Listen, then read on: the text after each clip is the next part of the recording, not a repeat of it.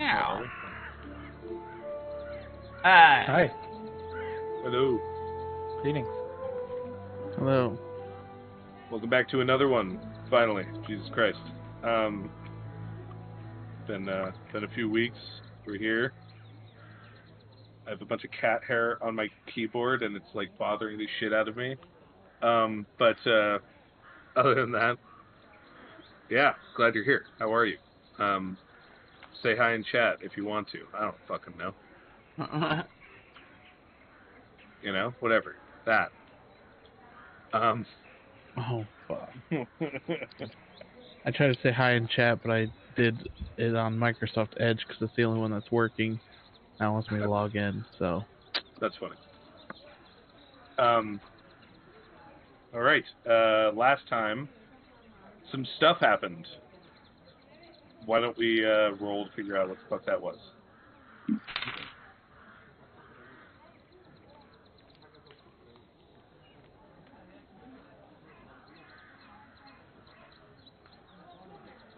I rolled a 19. Oh, I rolled an 18.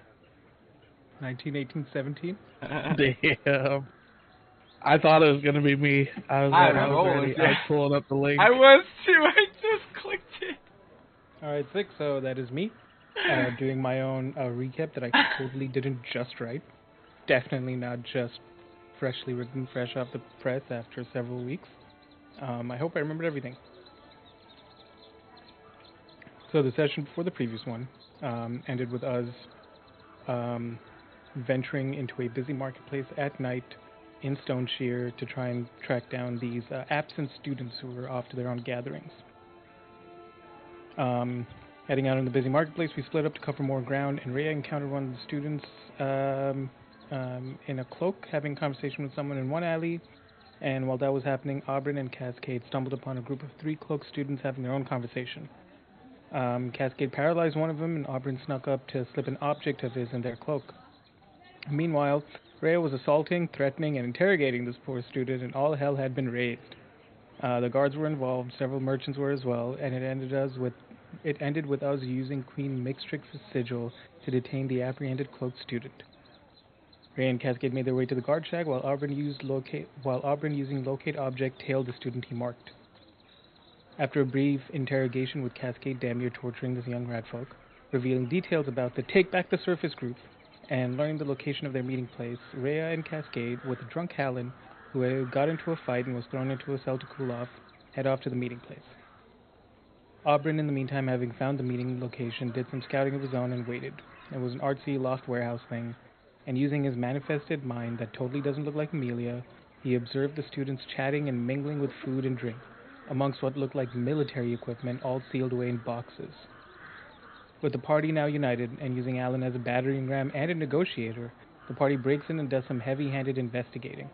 Opening the boxes, they find weapons and not camping supplies as they've been told, but guns. The students start to have doubts about the things they've been told by their supposed leader, Master Splinter. The party encourages the students to carry on as normal while they hide and wait for Master Splinter to arrive. As he arrives and starts to give a speech, Auburn makes his presence known with an incredible slow clap and starts to break down all of his claims and stories. I definitely didn't write this, by the way. Upon revealing that the camping supplies were in fact guns, he drops his facade and reveals himself to be one of Red Beak's leaders in disguise. A short battle breaks out and is ended as quickly as it begins. The guards, having been notified earlier to show up at the warehouse in about an hour, arrive and take control of the situation. Alvis, realizing that the weapons here are the weapons that are supposedly missing, and also the weapons that were supposed to be headed to an outpost that requested an unusual amount of weaponry, we all kind of tied the threads together and realized that Red Beak has potentially taken over the outpost. And we ride off into the underground sunset on a car driven by a boulet.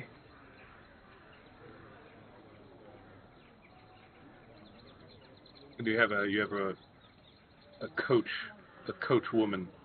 I believe her name is Jen.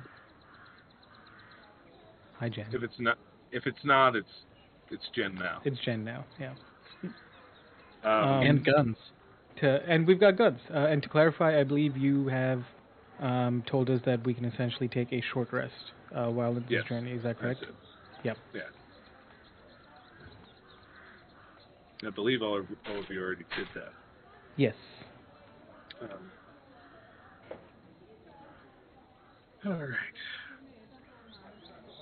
Well, now it is time. You find yourselves riding quite quickly as the boulet kind of, dashes past different folks through alleyways and large streets and various different things, people partying and firing off firecrackers. Within 5 or 10 minutes, you're out of the city of Stone Shear proper, and you are into kind of like more of the suburby area, which is really more sparse, wider built homes with like larger estates kind of abound in this area. Some are just like small shacks as you go along this countryside of the city, and as you get closer and closer to the wall at the edge of the city, which it's this large dome, right? More and more large mushrooms and like these kind of stunted underground trees develop, and the roadway, which was paved and cobbled before, now has turned to dirt, and you find yourself, as you are transitioning outside of the wall itself and into the tunnel, which Jen is riding or pulling you towards. The darkness of the area kind of encompasses you, and the only thing ahead of you that you can see very well is the glowing of mushrooms in this dark underground area. as well as like some lichen and stuff on the roof that signifies the ceiling itself. Um, in the shadows, stalactites, stalagmites, and all these cave features, um, you know, move by you in this surreal darkness. Um, uh, it's hard to tell how deep some places are. You feel like you pass some small outcroppings of cave that are vast domes, and others that are just nooks. And you do see a few rat folk kind of out and about. Not very many, like a handful, five or six, in different areas. That are just around. There's a campfire here, campfire there, but for the most part, it's abandoned. And um, as you get further and further, maybe about 20 minutes in, you don't see any. Um, and you're just riding in this darkness. You're almost the speed at which you're going. The belay's kind of like max speed. It's not. They're not quite as fast as horses, right? But they're pretty damn quick. And uh, your cart, very well made, is like sturdy and like taking these turns very well. The axle of the cart turning, and you know in these kind of like sometimes very switchback passages. Um, you see off to your right suddenly develop. There's a giant open area that and a sheer cliff of like hundreds of feet down, and uh, you only know this because you can see the lichen of the wall kind of like fall and like wrap around the side of this bowl of like basin of water, and large stalactites from the ceiling hang, uh, and their shadows kind of moving parabolically behind the lights of the mushrooms and lichen behind. Um, you see, this is your journey, and in that intervening moments, you take a moment to rest and relax, as much as you can in the bumping, kind of jostling cart, and you see Jen. She has these like green goggles over her eyes, and she's like very intent, like pulling the reins and you know moving back and forth. And there's actually like a handle on the cart that she's pulling and maneuvering, which you suppose has something to do with like the position of the wheels or something. You're not sure how mechanically it works, but um, they you're driving. Do you guys have anything to discuss or questions to ask of Jen, or do you like to do anything in particular?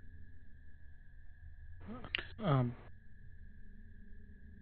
okay, I'll go. I don't want to talk to Jen because I'll be using that time apart from healing up. I'm doing the wizard thing where I regain spell slots, arcane recovery. That, and in the meantime, I want to also examine this gun closely to see if I can start figuring out, not like right now, but like I want to start that process of figuring out how this works, to see if I could um, ever replicate it, not in terms of like I want to manufacture guns, but like, oh, could I make this if I wanted to? Right. Go ahead and roll an Arcana check on that gun.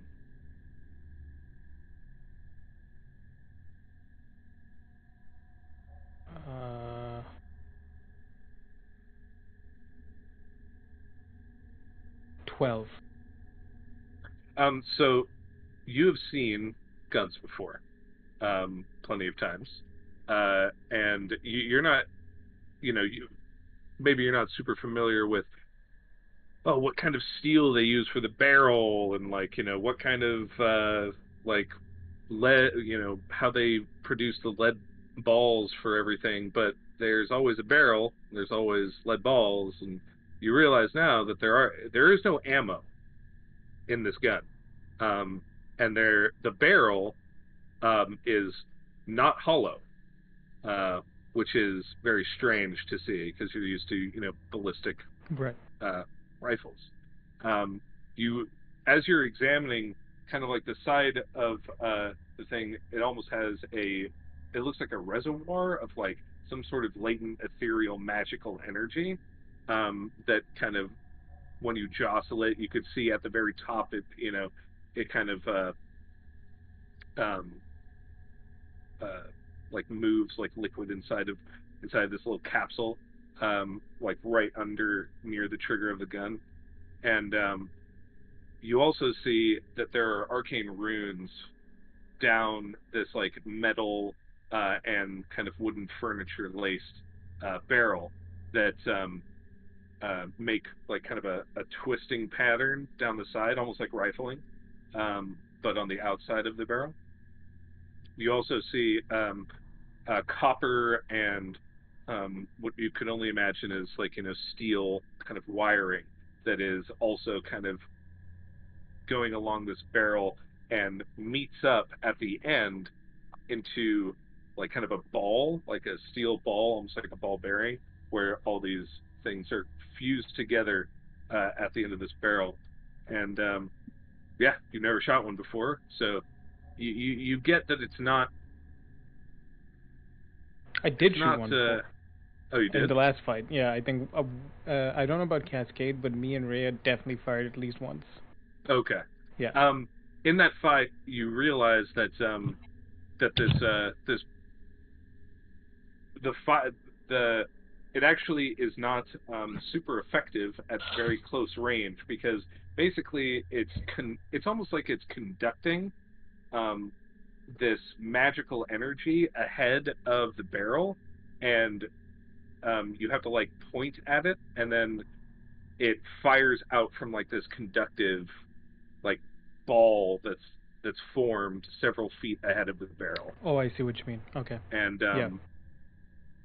it's It's like if it's like a tip of a wand, it's the point of origin for like a spell or whatever is just like an inch or two yeah, ahead of the tip. exactly, like wand like up here, Yeah. but this is like a 5.5 6 foot long barrel that is like like 4.5 feet out from there, so it's not super effective at very close range, and you notice that as you were like handling it before, um, and the same goes with Rhea's kind of handgun. It's just like the range is a little scooted in Right. a little bit because it's shorter, but the overall range is shorter, right? Right. Anyway, but yeah, it shoots this kind of like greenish bluish energy that I mean, if you've seen an Amalon weapon in Destiny, you know what that looks like. But yeah, very similar, a little more powerful than that. Yeah, But those weapons suck ass. Anyways, that's all I hey, wanted to do. fuck you! I love Amalon. Um, so yeah, that's what you discover as you were examining the barrel of this gun. Did you guys want to do anything, Mr. Cascade, Mrs. Ray? Huh? Ray? I was just gonna ask, is there anything we need to know about this outpost? Jen looks back and she says, it's been an outpost for quite a few years. It's one of our more recent ones, but super well supplied. We should be getting in on it in anywhere from 10, 15 minutes from now. And as she's like shouting over the cart and the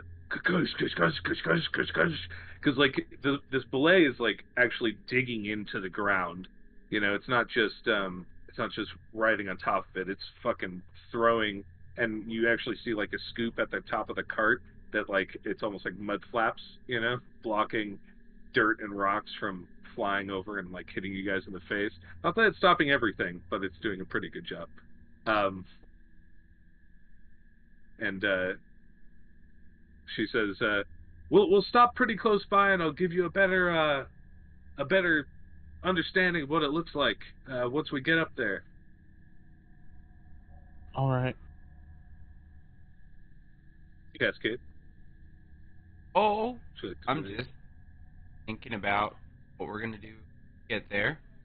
Hopefully, we okay. don't have to kill him. Um,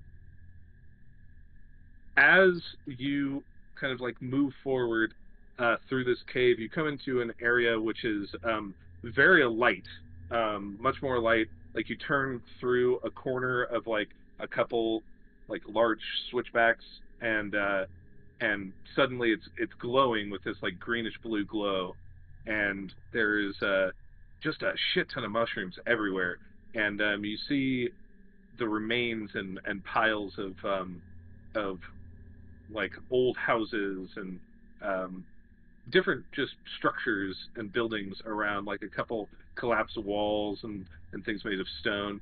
And as you're just beginning to take all of this in, everybody roll dexterity savings throws as the cart,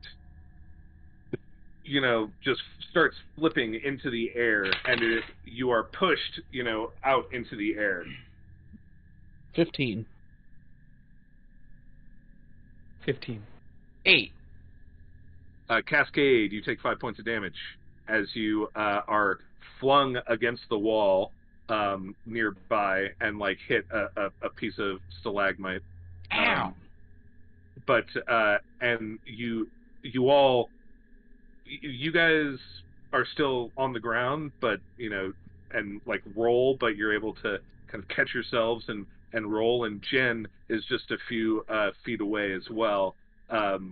She seems to be okay, but the in the road ahead of you there is another belay that is painted in kind of an odd fashion. You could tell it's not normally this coloration. It has like markings, like red paint that are slashed across its shell, and it stares at you and kind of like takes its paw hoof thing, whatever it has, and tamps the ground. And I want everybody to roll perception checks.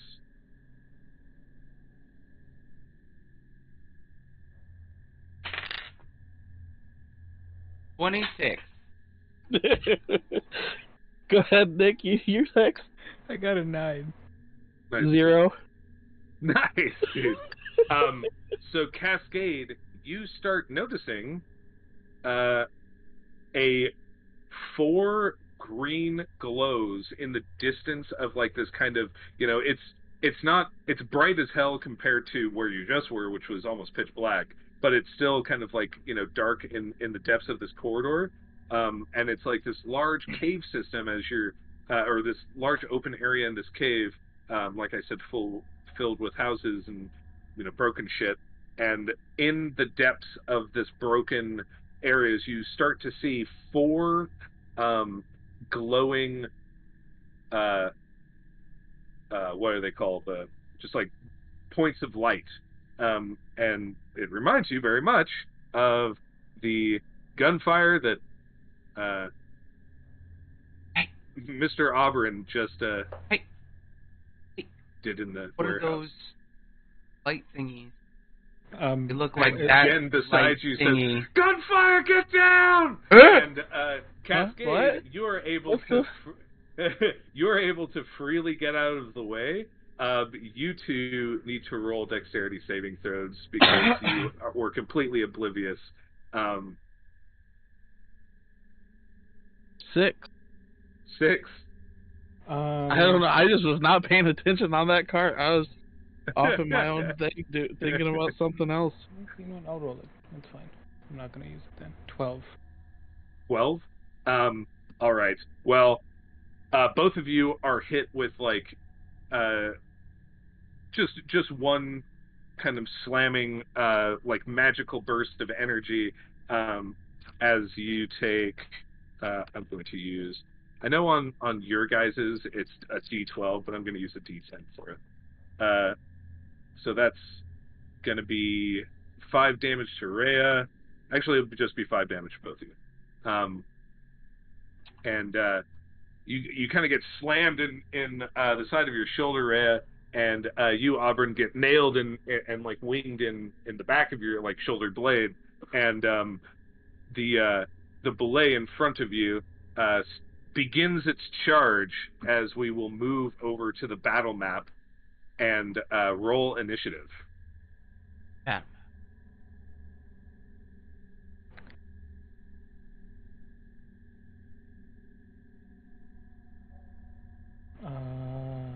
Do that first.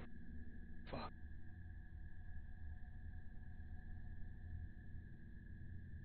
And then, sorry, Mystic, could we get a link, please? Yes, you certainly may.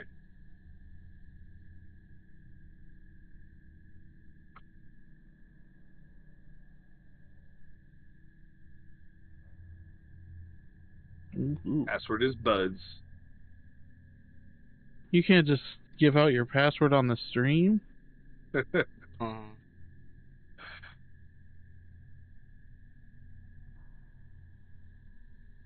Ooh, where are we at?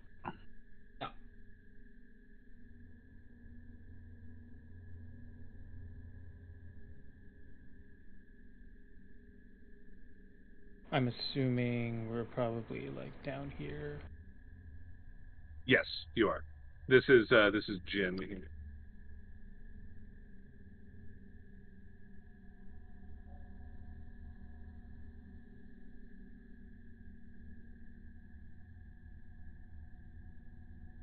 I'm wondering, can you see black squares on the Yes. Yes. You can? Well, okay.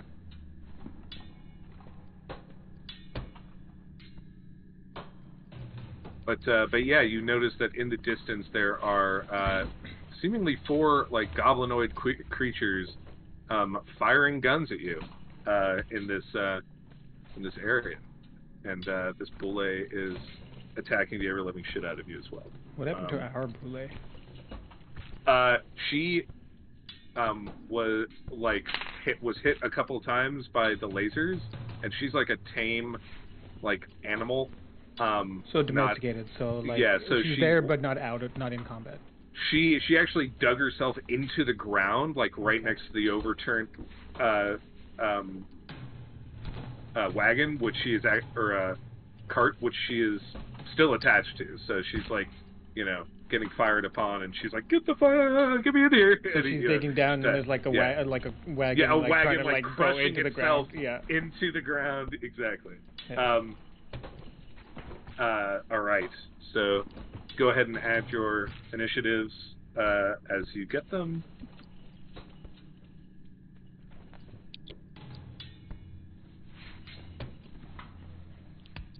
And lastly, I don't know how to do it. I click it and then I click and how do you just face? So when you click on it, then it pops up below with like the color options and the text. That's where you type. Yeah, I'm trying to type, but if I push enter, it ends it. Like, and I need to go down or shift. Shift enter. Shift enter. Yeah.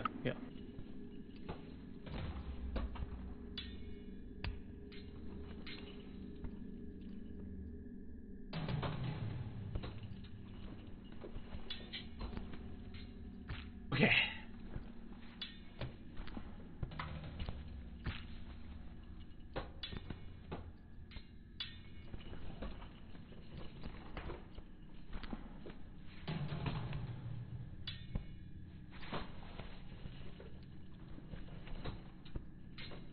Last goblin is purple.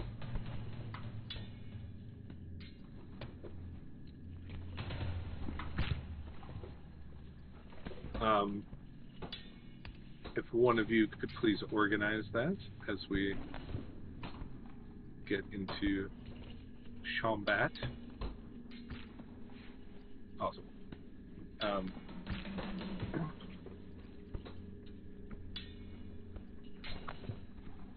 All right. But we do know that at the top of the initiative order is Rhea. What would you like to do? You just got shot. Are these 5-foot squares? Yes, they are. Alright. I am going to shoot back. I'm just double checking your range 150. Alright. I looked at the weapon, but I didn't see what the range was. So I want to make it clear that like you're kind of like looking up a hill right now. So at this point, from this angle, they have like half cover. Oh, they have cover? Yeah, because they're like in and amongst these like ruins. But if you were to, I don't know, somehow get higher, that might. How would I do that? I don't know, dude. Well, you changed my plan because you had a much better one. I have spell sniper, so I was just gonna use spells instead. But you know, I am playing a flying class, so why not take advantage of that? But then I do make myself a target. They do have guns. That is true. So I am going to move here. Okay. I'm assuming the map is pretty accurate.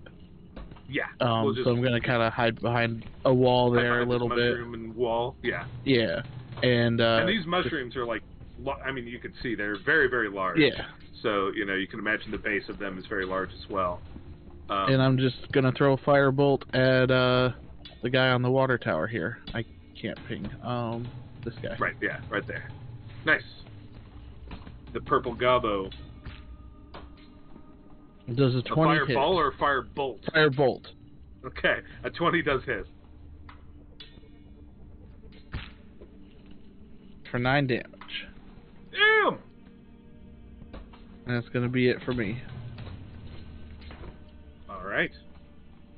Then next is the purple gobbo, which you just shot. And you are hiding behind cover, so he's just going to go ahead and aim for... let's see. Let's roll here. That's going to be Jen, actually.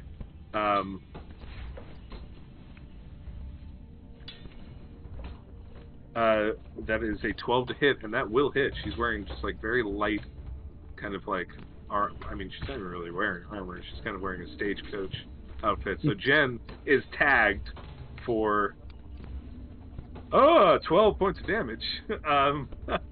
As she kind of like. Well, it was nice knowing her.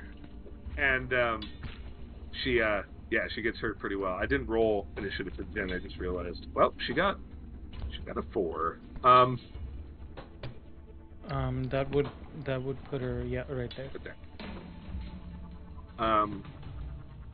All right, and that goblin he's going to actually just completely go prone, and like he's going to have full cover for this turn, and the yellow goblin is going to shoot at either Oberon or Cascade. Let's see who it is. That is Oberon.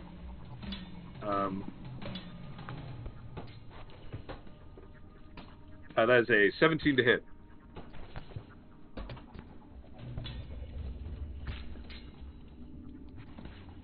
Actually, wait, yeah, that hits.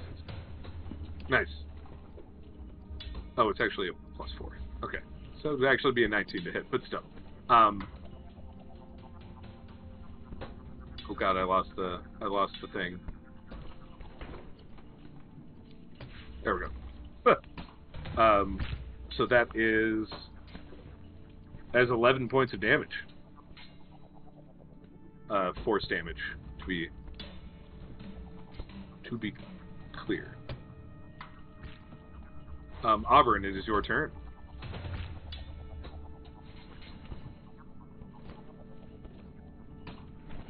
I'm going to cast, as I get ready to square... Yeah, I'm probably going to move up and get ready to square off with this Boule, but I cast Mirror Image as I do. Nice. And, let's see, hang on. So that gives me 3 illusory duplicates. Each time a creature targets me with an attack, I have to roll a d20 to determine whether the attack instead targets one of my duplicates. Yes, sir. And then as a bonus action, I'm going to, because I had my mind manifested, my little Amelia Cortana. She can move. Bonus action, up to 30 feet.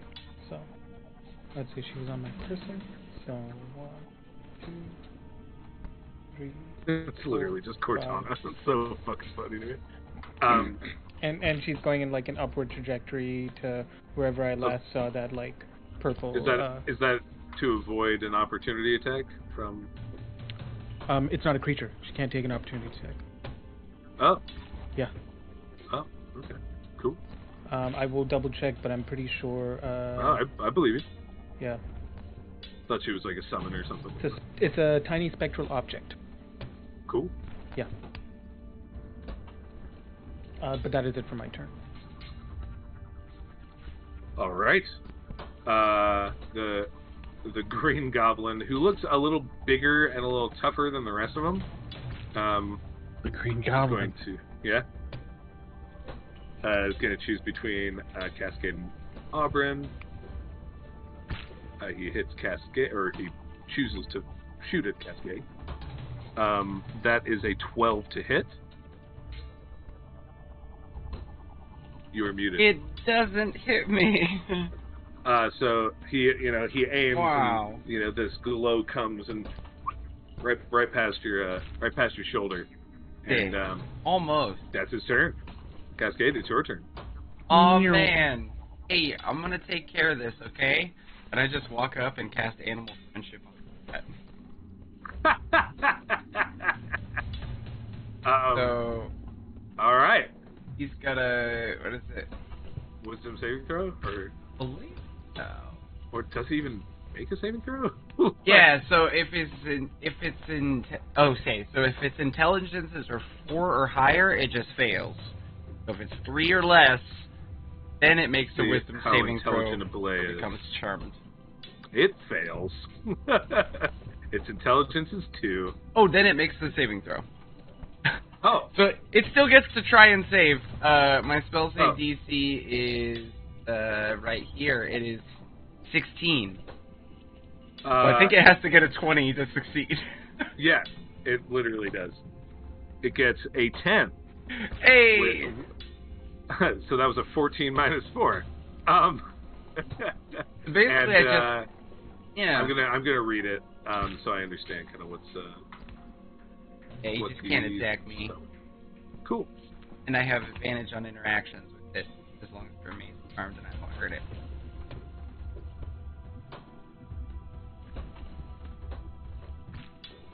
So the goal is just, hey bud, it's okay. And I just give him little scritches, hopefully putting him at ease. An Auburn who is hopefully will not be aggressively posturing towards the now hopefully a little more docile looking. Yes. I need to read the charm condition. Okay. Cool. Awesome. And oh yeah, and then I'll just go ahead and activate my staff, just 'cause a little energy, just a little shillelagh, and it's just hanging over my shoulder, and I'm like, good job, buddy. Yeah, sure. All right. Those guys are bad. I'm gonna get them, okay?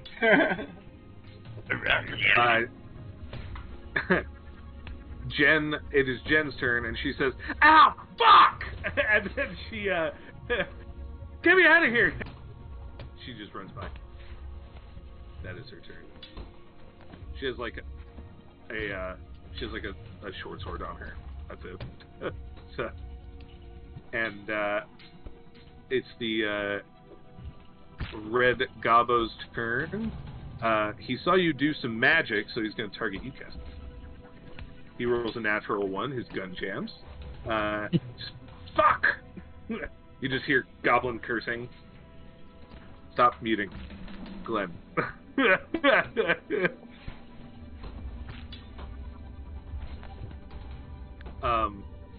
It is the Belay's turn, and it kind of looks confused, and it looks like, it like looks at you, but then it turns around and it looks at, its masters up there, and just like that's all it does. It's just kind of confused and just circling around. All right. Let's see here. Need to further read.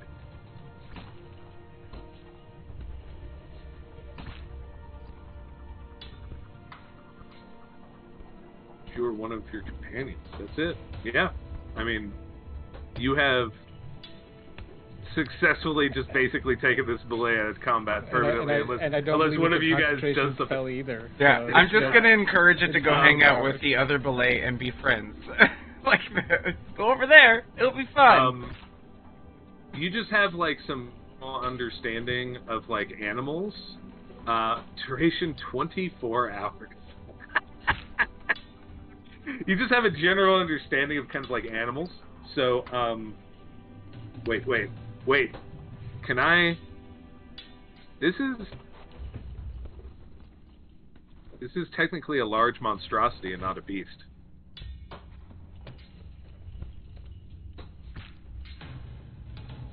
So then it depending on how it works you for one turn. I was gonna say it wouldn't have worked at all, or whatever you want to do. It wouldn't have worked at all, but yeah, but we're gonna say it. You know, it confuses it a bit. You know, okay. it's like oh, this guy seems really nice, and then you hear the goblin in the back be like, and it just like, okay, and then it just turns around, gets in an attack posture. I was like, that shouldn't work against a CR5 creature.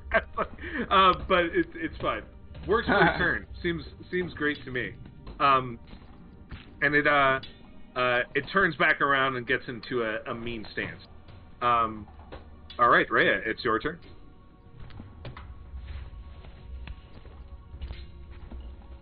Are we gonna have a long rest before our next fight? I don't know. Are you?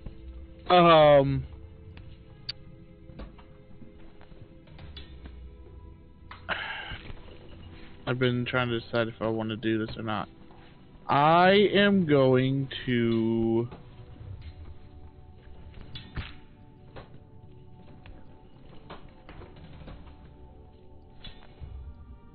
cast Fireball. All right. And I'm going to do it right here because it's 20 feet from all of them. He's like up higher, so he would technically be blocked by it, but but these two would definitely get hit by it. So then maybe I won't do that. Instead, I'll do my other plan of casting. Oh shit, that's only 60 feet. Of casting, I'm going to fly a little bit closer.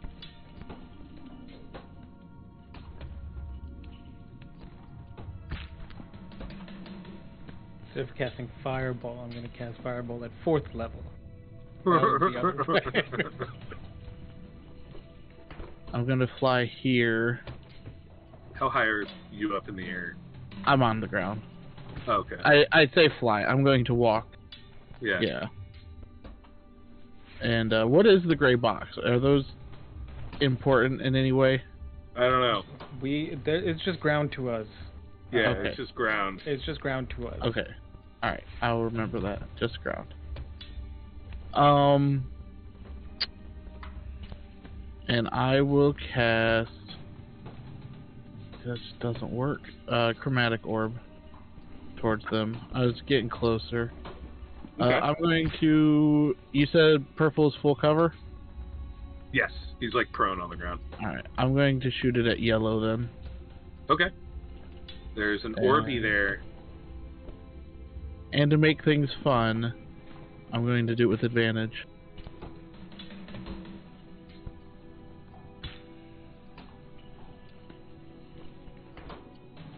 Sorry, I have to mark off that I'm doing it with advantage so I don't forget.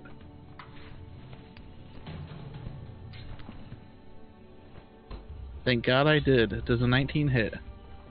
19 does hit. 26 hit. No, it doesn't hit. Ah, damn. I'm going to do fire damage. Okay, sounds good. And how much damage are you doing? 12. 12? Yep. Sheesh. He's looking pretty scorched up. And that's going to end my turn. Alright. The purple is going to use half his movement to get up from prone, and seeing that you are there, are you in cover?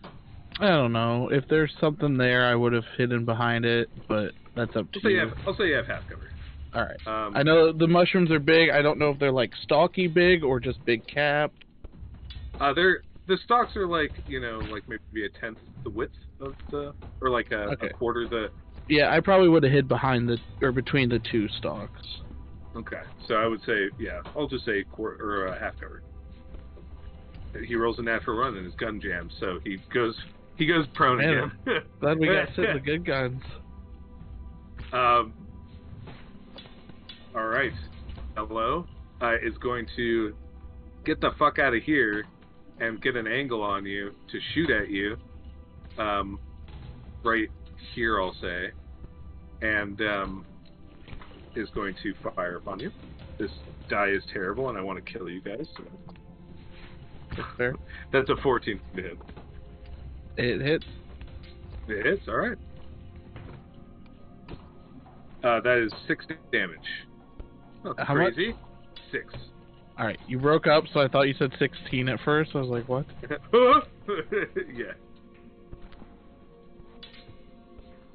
All right. All right. Auburn, it is your turn. I'm going to take my bonus action first. Okay. Essentially, I don't think that's fair that you can. I'm joking. Essentially, I'm still like noticing the short-term impact of Cascade spell. I'm still there with my illusory images squaring up against this boule. Yeah. For my bonus action, I'm sending. Let's say she's like at the moment 10 feet off the ground. I'm sending her straight 30 feet up. Sure. So she'd be 40 feet off the ground now. Does that give her view of purple? Sure. Yeah. Sure. Oh wait. Actually, wait. You are. I'd say like. I just need to be able to see. I just need her to be able to see purple. No. No, because this So you're kind of in like probably I'd say a 30-foot deep kind of area here, and this is up the hill. So the base of this building would be like 30 feet, and the top of this building would be like a total of 50 feet, I'd say. So you're like 10 foot below them. Okay, that's fine. Then I'll have to wait till next turn to do that. That being the case, then I am going to attack this boule. Okay. With my brass knuckles and casting green flame blade as well. Sounds good. Let's see. Let me just confirm green flame blade because I always get confused by this spell. Spells damage 1d8 fire damage, and the fire damage is the second feature. Okay, so it's just 1d8 additional fire damage. Cool. Does a 16 hit? A 16 does not hit. Shame. Okay. Shame. That is it for my turn. Can't do much. All right. The Green Goblin will fire upon either the blue glowing thing that's in the air or Rhea. I will say for you to know, like they can fire, it won't do anything. He doesn't know that. So yeah, just making sure you know the DM know that. Yeah. It's the blue glowy thing. Yeah. So it's ethereal, right? It's ethereal. It doesn't take damage. It can only be dismissed by either being 300 feet away from me or dispel magic. Gotcha. Yeah. It shoots through Amelia, and could I? Sorry. However you want to rule it, but if she gets shot, could I have her like act as if she got hurt? Sure. Yeah. I'll just roll my performance. A 7. Ow. It hurts. And then that's about it. All right. Cascade, it's your turn. Cascade says, "Oh man," and then okay.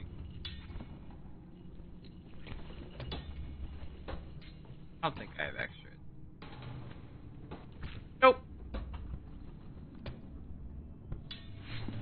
roll to hit. That's an 18 to hit. That does hit. The armor class is 17. That's 12 magical, nice, non-lethal bludgeoning. Sounds good to me. You boop it on the nose, knock it out. And it's like, yeah. Kind of like shakes its stony skin. Sorry, finish. Go ahead. Okay, and that's me. I'm just gonna kind of maintain position here. So, if you want to go elsewhere, you can. I'll keep it here. So no, I was gonna ask, Mr. DM. I don't know too much about boulets, but if they have a sense other than sight, they will not be affected by my illusory images. Wait, say it one more time. If the boulet has a sense other than sight, it will not be affected by my illusory images. It will know that they are not real. It does in fact have tremor sense. Yep, so because my images don't actually have any weight, it will know immediately that they are fake. Gotcha. Yep. That sucks for you. Well, they were more for like, the gunfire, honestly. Right, That's sure. level shit. But thank I you. know you're not there. I know you're not there. Actually, yeah, Toph would be like, I don't know that you're making illusions.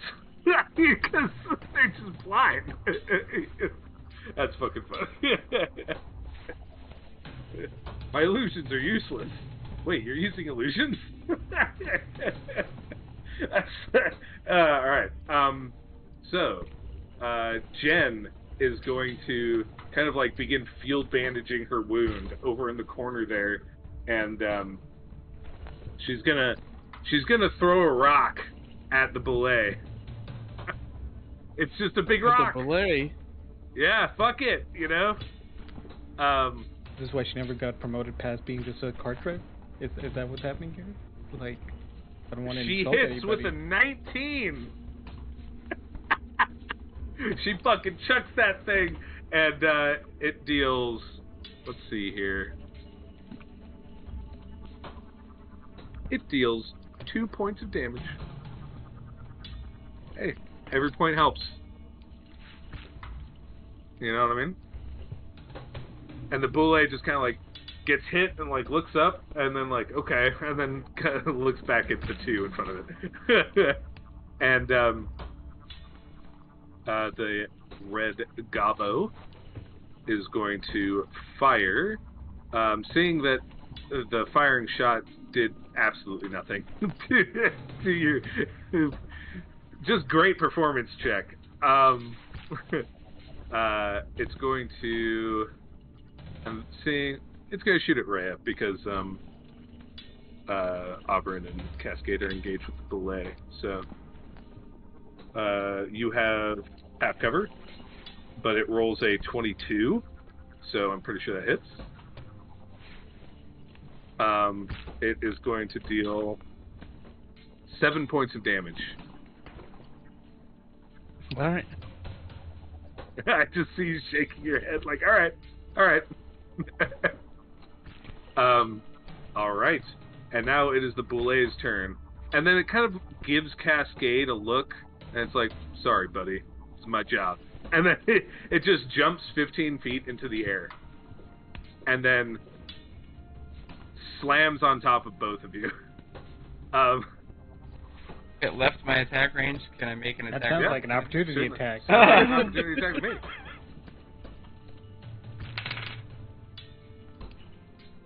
22. That hits. Critical hit. Nice. With your brass knuckles. Yeah. Nice. I don't have Warcaster, sadly, but, you know, we work with what we have. 6 points of bludgeoning damage. Very nice. 9 points only magical bludgeoning. Sounds good. Let's see. Can use this action to land on its feet in space and stance one or more of the features. Roll a dexterity saving throw. Awesome. I'm great at those. Anything's 4. great when you roll a 20. I'm a There plus you go. 0. Okay. Would you like me to roll the damage or do the average? Roll damage always. I don't take averages. I don't know about. Sorry, I don't fuck with averages. Yeah, I don't speak for Glenn. Yeah, I don't care. Yeah. The only average I do is health. Glenn, you will take half of this.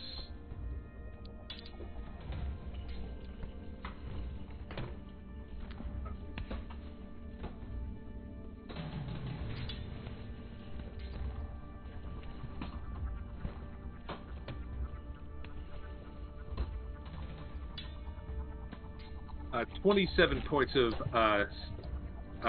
slashing / bludgeoning damage. I am down.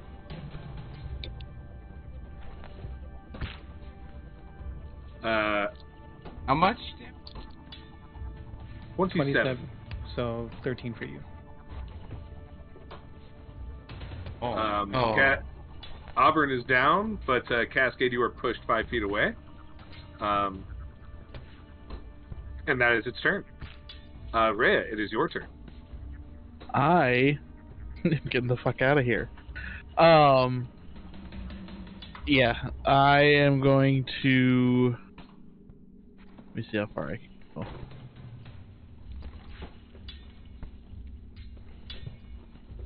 I'm going to dash behind Jen here. Okay. And come back and panic. Those guns really are something. And kind of catch my breath. They work real well. And hide behind her and end my turn. Okay. I have 6 HP. Okay. The purple goblin is going to stand back up. See, Cascade is still up. And you are slightly obscured by a boulet and a bunch of fucking rocks and stuff, so you will have half cover. He rolls a 9, so he misses. Yellow Bud, he actually can't see you. So he's going to... I'm going to roll an intelligence check for the yellow guy. How stupid is he? He's pretty fucking stupid. He walks over here, and you hear...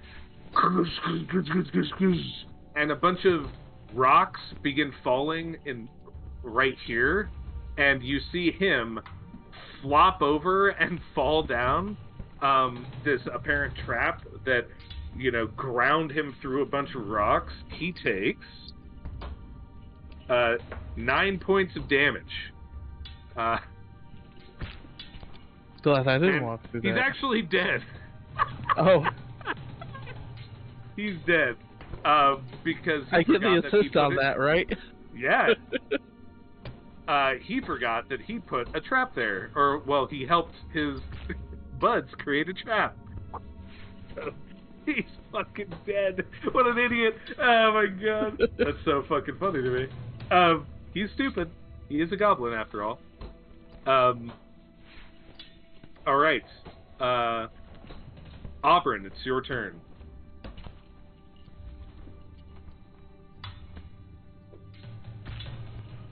Unmute, sir. Fuck. I rolled a 5. That is a failed death saving throw. Yep. For what it's worth, my illusory images are still up because they last until the spell ends, and they mimic my actions. So there's like, you just see a bunch of hazy dead shit, like just a bunch of hazy shit on the ground near me. My manifest mind also doesn't disappear until I die. It doesn't say anything about being unconscious. So she's just floating there. She can't do anything until I give her a command. But yep, that's my turn. The Green Goblin is going to take a shot at Cascade, who, once again, I'm going to say you have half cover because there's a giant fucking creature right in front of you. He rolls a 14 to hit, so that would make your AC 16, basically, right? Mm-hmm. Okay, so you're good. Sorry. It is your turn. 15.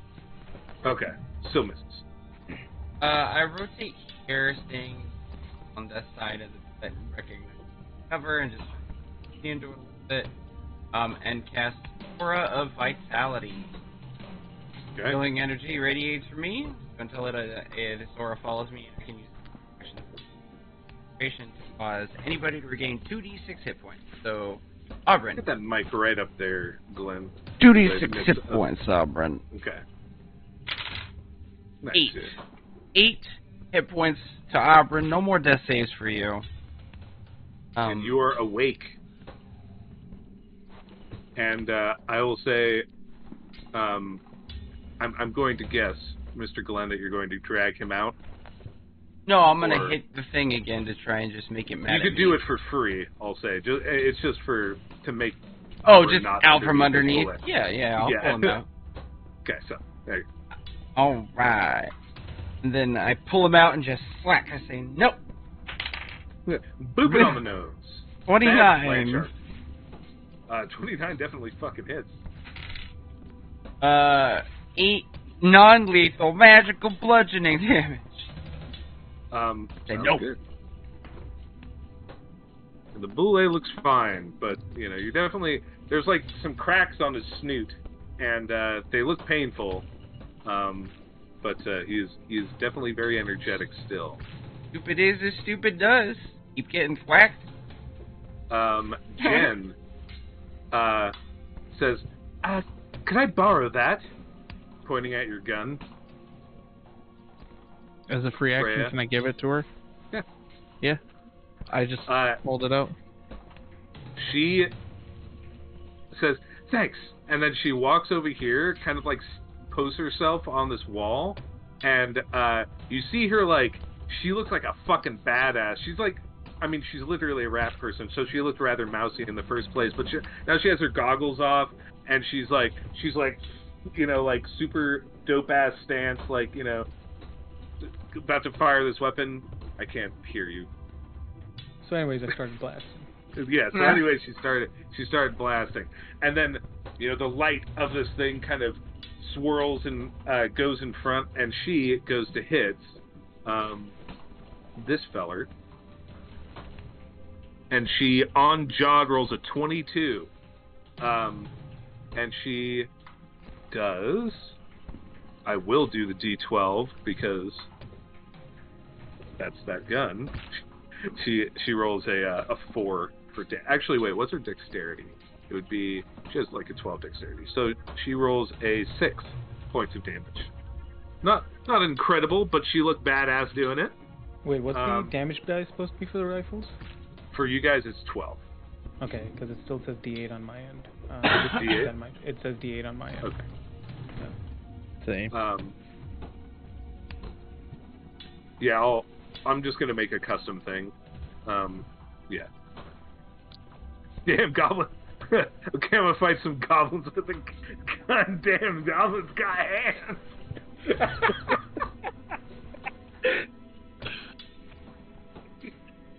That really got me. Okay. All right. Oh my god. Anyway, it is the green or the red goblin's turn. He is going to attempt to shoot back at Jen, but she has ducked below cover, and he misses anyway with a 9, and that is his turn. And the boule is going to just go ahead and rear up and try and kind of... It says bite, but I'm just going to say it's like trying to hoof you, basically. Boom, boom. Holy shit, that does a lot of damage. I just realized. Why the fuck does that do so much damage? Okay, well, let's hope it doesn't hit. It literally rolled a natural 1, so it looks at it gets up and then it looks at you, its friend, who tried to be kind to it, and it just kind of like boom boom and like kind of like pushes you. You get knocked prone, but you take no damage. Oh no! Oh no! And it kind of like sniffs the air and just kind of like looks back at its goblin bosses, and you know, all right, that's its turn. Rhea, it's your turn. Hold on, You're making the belay a rainbow. I didn't know you could do that. Yeah. All right. I am going to see my crewmates being hurt, and I'm going to cast Cloud of Daggers right in the middle of the belay. Okay. You do so. And so it's going to... Said fuck yes. Oh, it's going to take 44 damage for being the first time, and then every time it starts its turn. Okay. And this is slashing damage. 7. Let's see.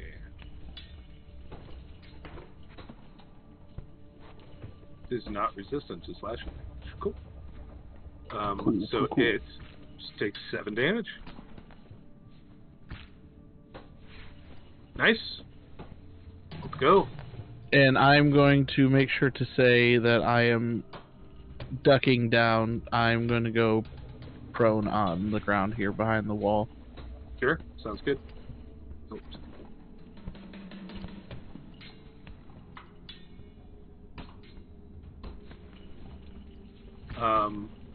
It is the purple gobbo's turn. He gets back up. Either Cascade or Auburn is going to get hit. Let's see here. That is going to be Auburn, I'm sorry to say. He will have disadvantage on the attack because I am prone. True. He rolls a 9 because of it. Good job. That is all. He misses. Yellow one's dead, so, you know, there's that. Oh, no! I did a thing, and it changed it did stuff. Sorry. I'm just gonna do this. He's dead. Auburn, it is your turn.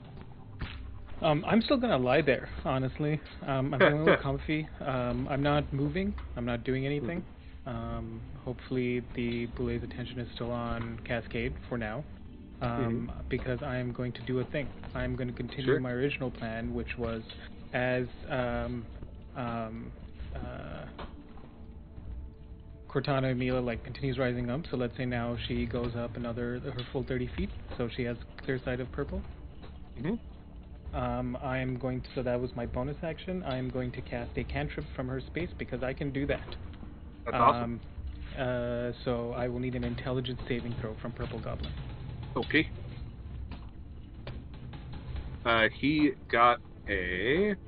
He rolled a 14, but his intelligence, actually he's +0, so you rolled a 14. Cool. He will take 6 points of psychic damage as Sounds this great. little blue glowing light rises up and then just kind of like blows him a raspberry or something or flips him off, and then he feels pain in his brain. He's looking pretty rough, that one.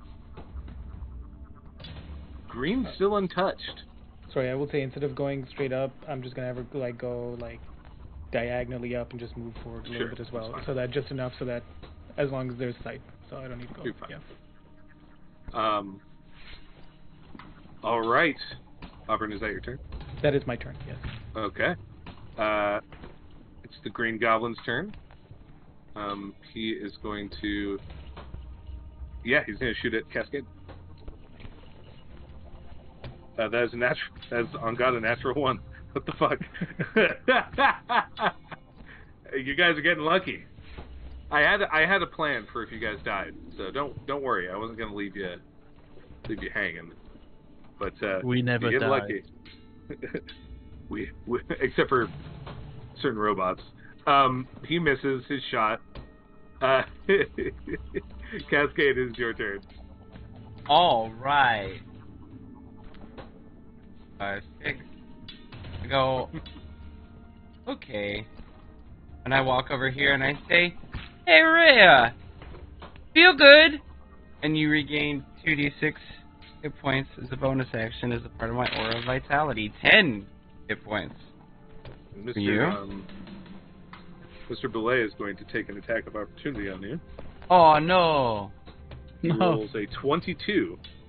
I think that hits.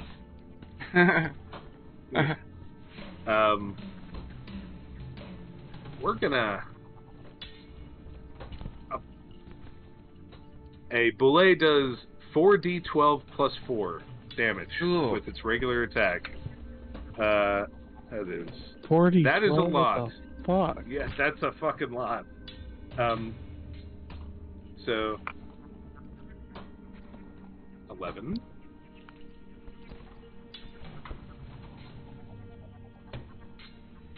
That's 28 piercing damage. Okay.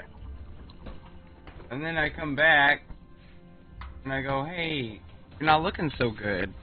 And I pat you and cast Cure Wounds. You gain 11 hit points, Alvin. Nope. I love it. We love tanks, dude. Thank you. You're secretly a tank. Oh, man. I hope I don't die. I have 14 hit points. Right? Right. I was looking at it, I'm like, It was either heal them or turn into a bear. And I was like, well, they're both really... Both are good choices. Sorry. Alright, Jen will take a shot at the red one again. Actually, the purple one's revealed, and it seems that he has been hit. So, she will take a shot at the purple. Are you fucking kidding? Another natural one? I'm just rolling. I'm using 3 different dice, too, and they're all rolling nat ones. So she misses, but she's like, damn it! And then she goes prone again. The red Gobbo is going to fire at Cascade. Is the only one within vision that is standing. That is a 12 to hit. Almost gets me. I have a All right. AC. And it is the Boulet's turn. But wait. It will take some damage from 9. the old Wow, that was... Yeah. All right. The Boulet is looking a little haggard. Slashes, revealing kind of like Icarish blood that dribbles slowly, almost like molasses outside, and of the same color as well, out of its many wounds as the daggers just, death of 1,000 cuts. But it's strong enough to do a thing. Yeah. Let's do it, baby. It's going to jump 15 feet in the air. Would you guys like to take attacks of opportunity?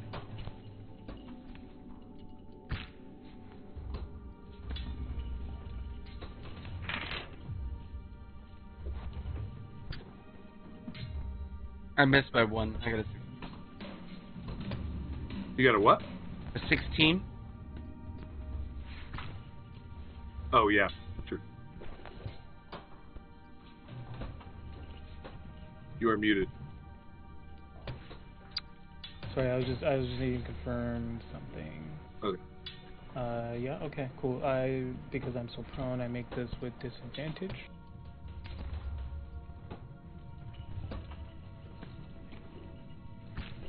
Crit fail. But your attack? Yeah. So you're even more prone. Like you throw out your shoulder while being prone. That's it. All right. Take full movement to get up now. Both of you make dexterity saving throws. Oh, but you can make strength or dexterity saving throws. I just realized. So for the last one, so I'm going to give you advantage on this, LR, because I didn't make that an option. Glenn. For last time. I apologize. Tell me what you rolled. You don't have to type it. You can say it out loud. Yeah. A 4. Okay, never mind. I was gonna try to help you out, but 24. I see. Nice. Okay. So you take half damage.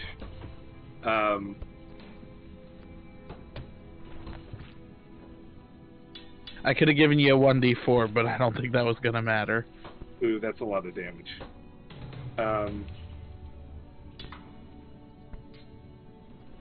Oh wait, hold on. Also, I need to check something.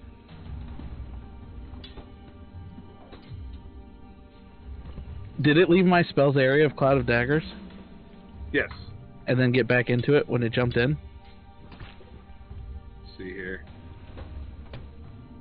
Because it says when it enters the area. You want to say? You want to say?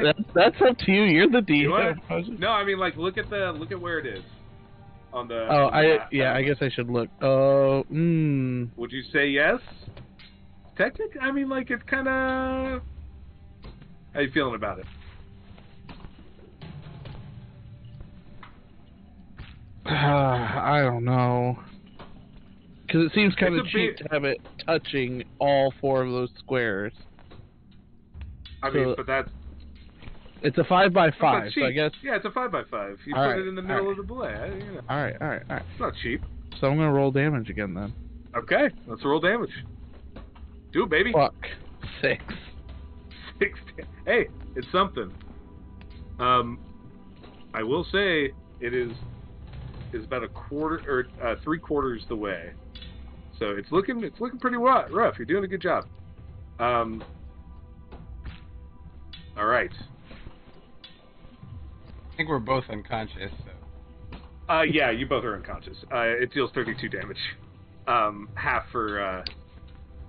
No, I'm still up. I'm still up. Nice healing cascade. Not anymore. Oh, yeah. I'm squished under a belay. Yeah, true. All right, you're squished. You are pushed 5 feet outwards. All right, that's the belay's turn. Rhea, it is your turn. Oh.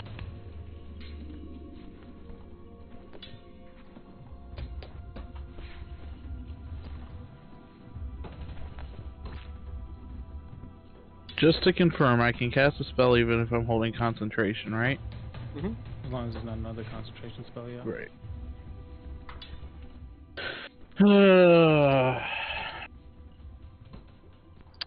I'm going to cast Chromatic Orb onto the belay, and I want to check something real quick.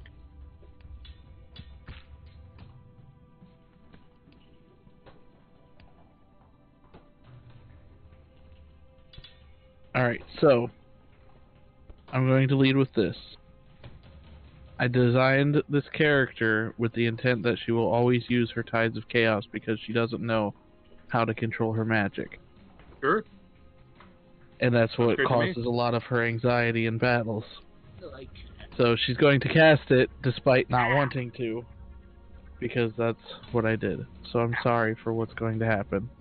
So she's going to cast Chromatic Orb. And she is going to do it with advantage. Let's see here.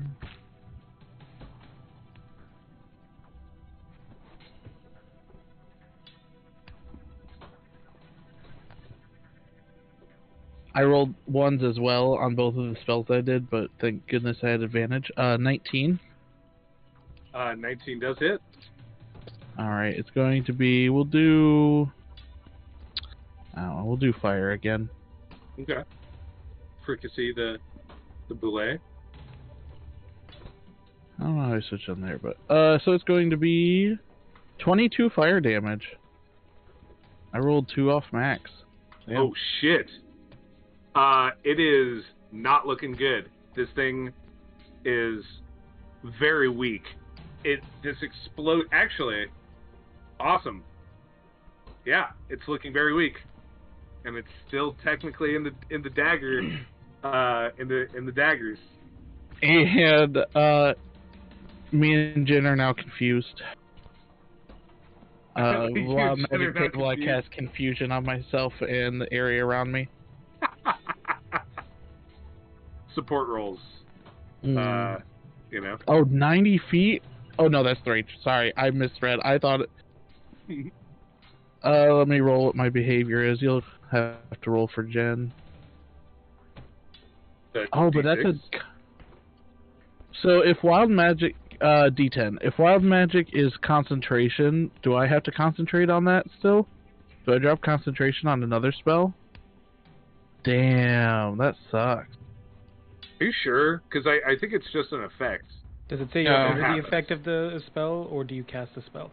It says, let me double check. Yeah, it says you cast concentration centered on yourself. Or confusion, sorry, not concentration. So if it forces you to cast the spell, then fuck. Alright, well, Cloud of Daggers disappears. This thing, saved my life. You hit it real hard. I will say that much. Let me see. What did she roll for her D10? She rolled an 8. So she's going to attack the nearest creature to her. Ah. That's unfortunate. No, that's good. Because if she hits, then you could break concentration potentially. I rolled a 6, so I don't do anything. Nice. Yeah, she breaks concentration by fucking killing me. Alright, that's my turn. Alright. The purple one is going to aim at Auburn.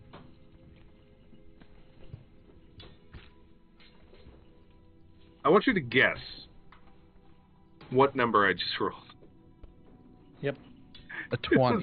This is a natural one. This green die is great and terrible. It rolls really high, and apparently it also rolls really fucking low. So I guess that's balanced, right? Balanced. Mm-hmm. It is the true die of the fated winds. All right, it missed. Yellow's dead. Auburn, it's your turn. Cloud of Daggers is no longer there.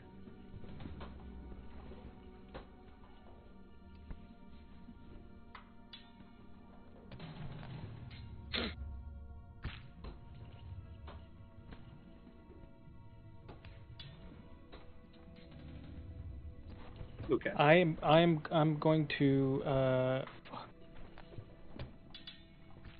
looking at this thing in front of me, seeing that it's noticeably weak, I'm going to put my hand on it and channel psychic energy through it as I cast Mind Sliver. I will need an intelligence saving throw. What's your saving? 17. It literally cannot succeed. Okay. 7 psychic damage. 7 psychic damage? As it's kind of like, kind of wagging, trying to like get all this fire off of it, and the searing of the chromatic orb is still kind of like rotating around it. It looks like tired and out of it. You did 22 damage with that chromatic orb, bro. That was crazy. Max. As you kind of place your hand on it, it just, and then just kind of. Was that 2 failed death saves as it falls on me underneath it? Well, that was what I was going to get to. It had 2 HP. Okay. It had 2 HP. So if I rolled max, he would have died. So as it's like, before it falls and crushes Cascade to death, could I use my free action to kind of prop this thing on its side so that we could get into cover? Yeah, I mean, like, you're supposed to... I'm reading the way it says... Tic-tac isn't not from... if no unoccupied... Okay. Creature's choice. If no unoccupied space is within range, the creature instead falls prone in the belay space. So it's not... So technically, you should have fallen prone, like, over here. So, Well, more so also, I mean, I want to, like, because I'm physically strong, I want to, as this thing stumbling and its brain just explodes. stop him from fucking, his brain explodes. Beyond that, too, I want to put him on his side so that we can get into total cover. Sure, yeah. Yeah. And then roll a strength check. Yeah, absolutely. But before you tell him the results, tell me. You know what? I will give you that. You get 1d4. Okay. I'll use 2 sorcery points for that. 14. The 14? Man, that's a hard decision. That's like right on the edge, isn't it? If I may make an argument, I'm not trying to drag it or anything. I'm trying to essentially just pivot and leverage it so that I can get it on its side as it's falling, using its own momentum against it, and then just dragging Cascade and I into cover behind its corpse. I will say yes. Yeah. You were able to like as it's kind of like moving forward to kind of die, you push it from behind and kind of leverage it onto its side, and now there's this big old fucking bullet shield. It's a bullet shield, guys. Yeah. You do chilling in a bullet 5 feet apart because we're adjacent. Yeah. And then you're unconscious. So then basically I'm doing that, and I'm going to start on my next turn at least attempt to do a medicine check or whatever to try and stabilize Cascade.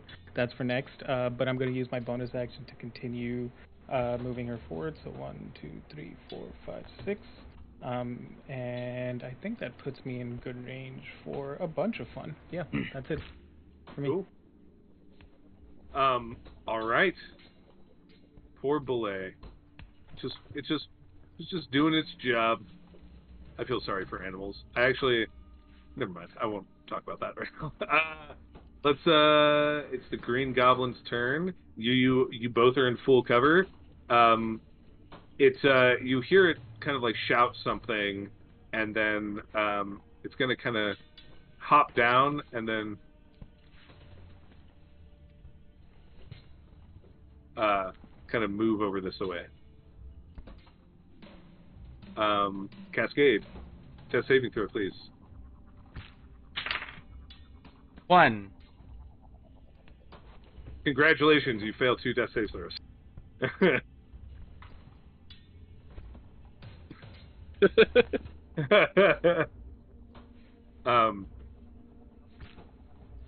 Jen, it is Jen's turn. She is confused. She's going to attack the nurse thing. Yeah, she has a gun in her hand, so she's going to take the -4. And she rolls a 10 total. So she fires at you, and then she's like, "What the hell?" And then she's like, "Oh, I'm so sorry. I thought you were one of them." She's still confused. Oh, is she? For 1 minute. Oh, damn. Well, okay. All right. The Red Goblin. Hold on. Before, can I refund that whole turn? We would need to save wisdom saving throws, both of us. Oh, sure. See if we're even affected. I didn't even think about that. I was just ready to run with it. She is not. I am not affected. either. I rolled an 18. Yeah, she rolled an 18 as well. It all worked out, guys. Ooh, you got a burp. You gotta read spell descriptions. Yeah. You gotta actually do all the functions of the game. Everything's okay. So she turns around thinking that something's behind her really quick, and then she's like, "Oh wait, no, that's just you." And then she turns back around, and then she fires at Red. And see, she rolls a 22 on Red, and she deals. Let's deal max. Come on, let's go. Where the fuck is my D12? Right. She deals 9 damage. Solid. He's not looking too hot. But it is his turn, and not seeing anybody because Jen obviously goes back undercover, he is going to follow his leader. 1, 2, 3, 4, 6 over that way.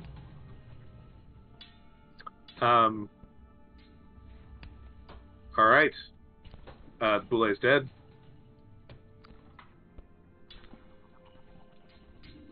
Negative. Reyes, your turn.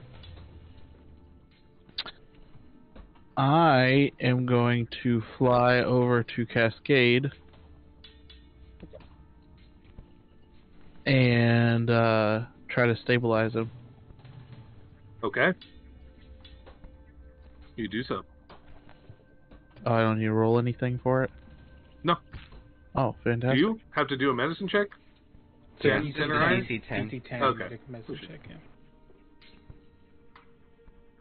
Don't you guys have potions? 11. Yes.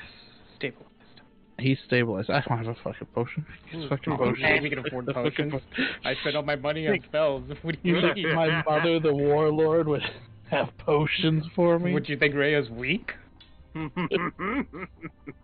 All right. You are But no, stabilized, he is sir. stabilized. Good job. I'm just gonna pat him on the shoulder. So thanks for the heal. And that's a full action to stabilize? Alright, that will end my turn then. All right. The purple.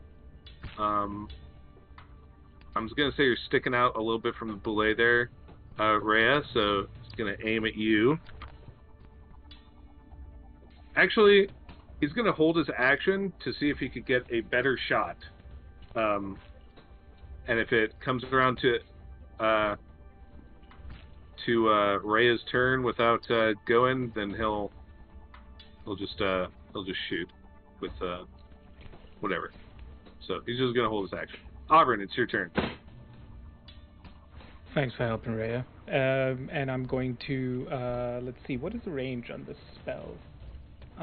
Give me a second here. I wasn't expecting that, so just 1 second, please. I wasn't expecting Rhea to help. I just need to double check a spell. Yeah, what does that say about Rhea? Military tactics, man. If your allies go down, it makes the battle a lot harder. Perfect. That's true. Perfect. Okay. Because my Cortana Emilia is where she is, I can cast spells from her space. So, right here, I'm using my action to cast Summon Undead, and I'm summoning my Skeletal Archer right on this good old rooftop. That is my... He is immediately going to use his reaction to take that -4 and shoot at this phantasmal Skeletal Archer. He rolls an 11. An 11 will not do it. Okay. Just, yeah. I guess it's really more the goblin tone for fright. And then I need to make I'm going to make a spell attack, a ranged spell attack. I'm gonna start with. I'm gonna start with purple. Let's see, spells. That is my spell attack modifier. My sweet boy. Oh. No. Yes. Ability modifier, so just be in, right? Yep. 27. So it's my spell attack modifier. Oh, 27. There's a 27 hit.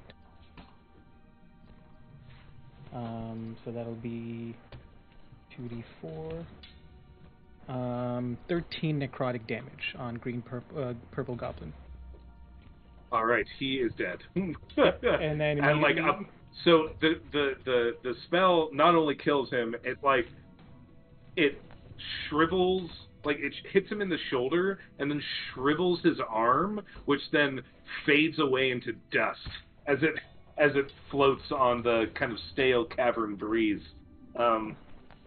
Yeah, and it's it's like a skeletal figure wreathed in shadows, so the shadows kind of form like a shape, and for whatever reason, I'm not gonna go into like I'm not gonna psychoanalyze why. I just think it looks cool, but it's like this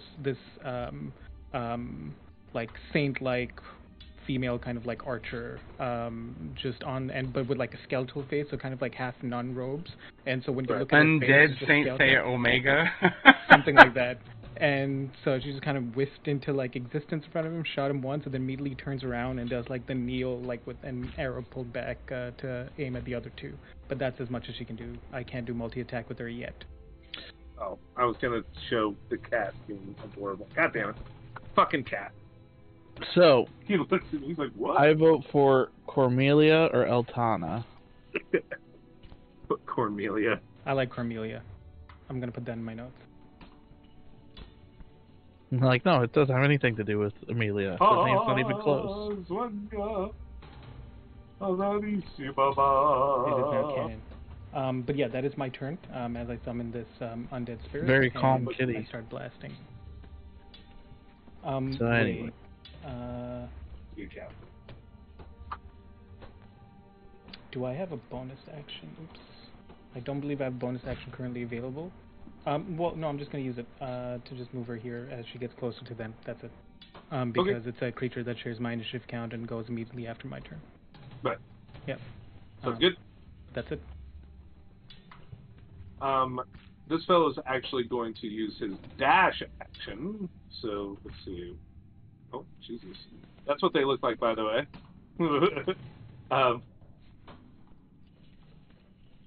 1, 2, 3, 4, 5, 6.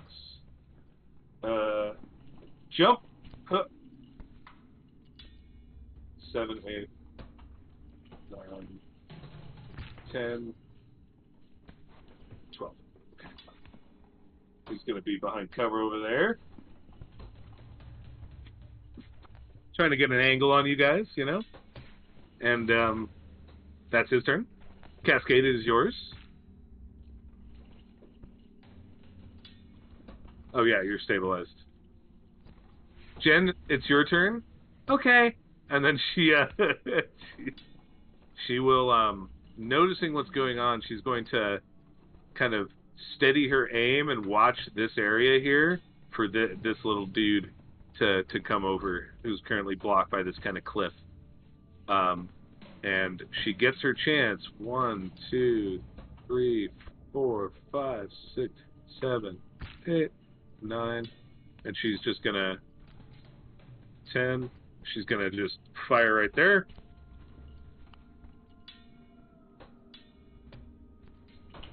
He's moving too fast. 11, 12. She rolled a natural 1. I think this is the most nat 1s I've rolled. I think they've been 7 or 8. Yeah, ever. Yeah. And these are, like I said, these are all different dice. These are all dice that I use consistently. Yeah. So it's not like... The dice gods are in our favor.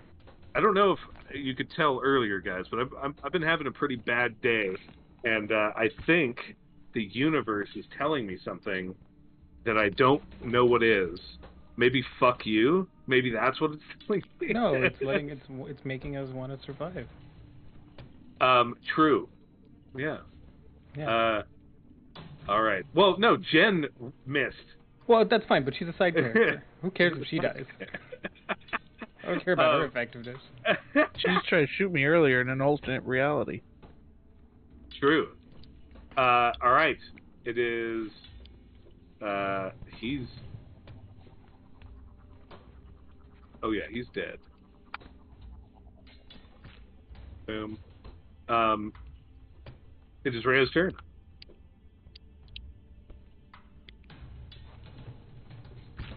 I am going to throw out a firebolt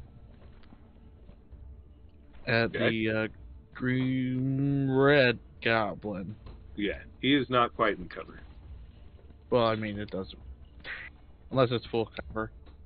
Yeah, the green's in full cover. So. Oh, is he? Okay, yes, the red.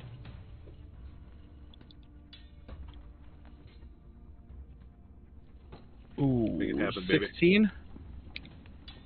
16 does hit. All right. And that's going to go for 12 fire damage. 12 fire damage. He bursts into flames and explodes. He's super dead. Damn. Hell yeah. All right. It is the Green Goblin's turn, and he is going to say... My turn. Oh yeah, it is your turn. My bad. The Green Obrin's turn. Yeah, the Green Goblin. Is the Green Goblin visible to both my summon and to my echo? My yes. mind? Yes. Yep. Sick. I'm just going to do this in tandem. You're going to see... It's ridiculous because it's like this little tiny little spectral object. You're going to see her charge up basically what's a spirit bomb. And my summon let loose another grave bolt. I am casting from my manifested mind chromatic orb at 3rd level because I'm done with this whole experience. So I will lead with that first. Fuck! Does a 14 hit? Does a 14 hit?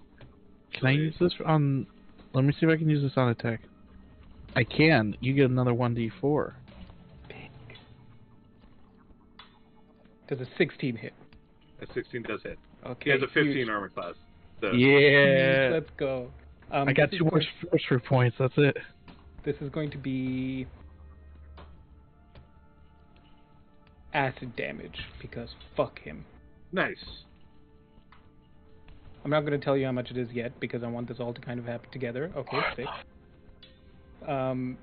And so that's that much damage. And then my summon shoots an arrow. What is that? It's my spell attack bonus again. So hang on. Fuck. That's a 14, so that misses. I can't do anything about that. But wait, I have 2 more points. The last 2, you get 1d4. You need to roll a 1. You need to roll 2. Oh, you need to roll a 2. I rolled a 2. Yeah. 4, nice. 2d4 plus 6. Okay, so that's 10 necrotic damage plus 20 acid damage. You just hear, "Ow!" in the background, and is that the end of your turn, sir? That is the end of my turn total. Yes. He kind of like shuffles out. He's like, "We can talk about this. Let's talk about this." And then he just throws down his gun, and he just kind of like falls onto the ground. Ow! He fucked him up real hard. He has 35 total HP. So he almost one-shot him. That's his turn. He's surrendering.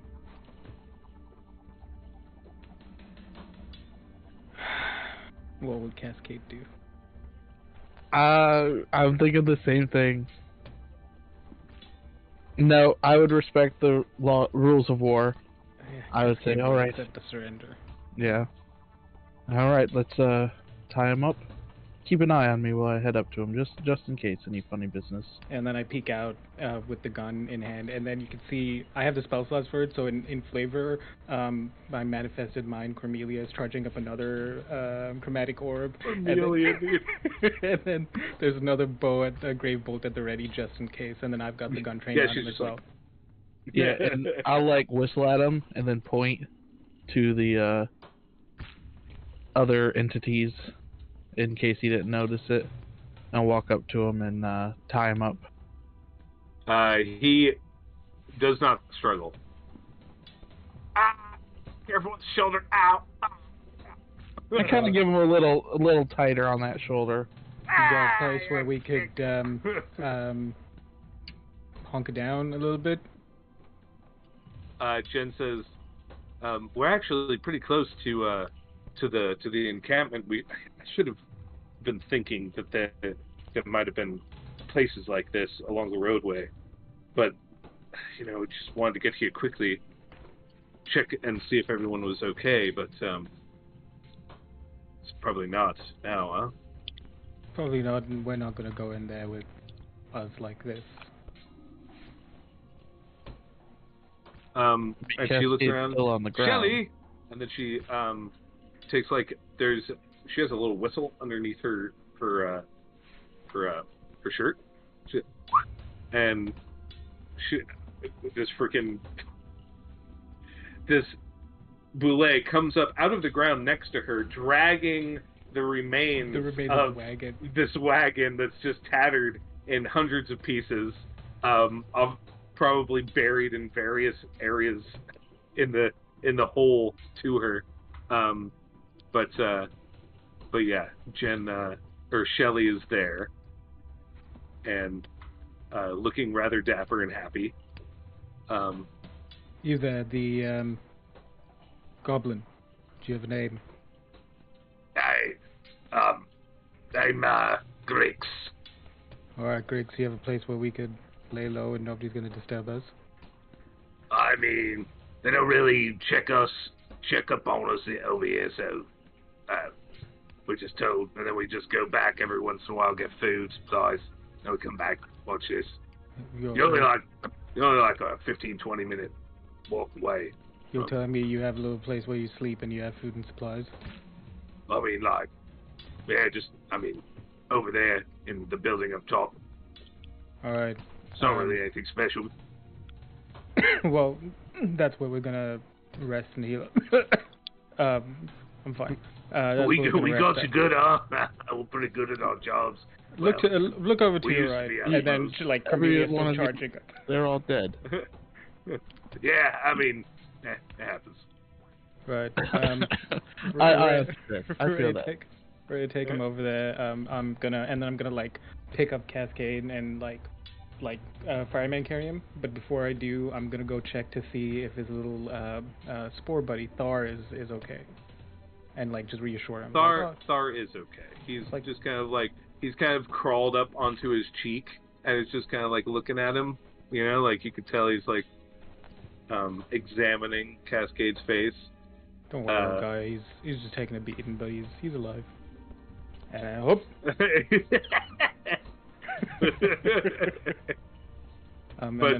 We'll walk over to the building that he pointed at. My illusory images disappear. My summon will stick around for the hour to provide as long as it can to provide protection. So just crouched on a rooftop and just looking out. As you're like passing kind of the area where Yellow fell over, you're like, that's where Booger went. Fucking idiot, forgot there's a trap there. What a... I swear, you can never get good help these days. Grateful for Booger, because then now we know that you laid traps. Well, yeah. I mean, yeah. Alright, let's sit down. I've got some questions for you. But yeah, they're pretty easy to see outside of the heat of combat, by the way, the trap. You know, it's like very disturbed earth and stuff like that. You kind of tap one of them, and it's just a spike pit.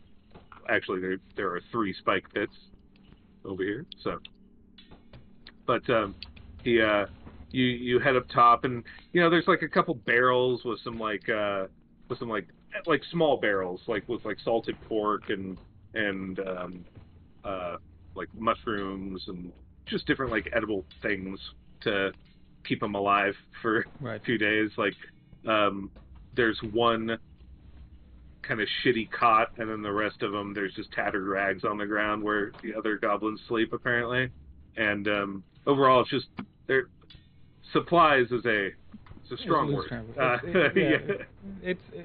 This will do. And I'm gonna put Cascade down on like the cot, and then just start like covering like bandaging up any like obvious wounds. I think yeah, I mean, he was like crushed basically by this thing, so it's mostly like broken ribs and internal injuries. Right. But he's breathing steady, just unconscious.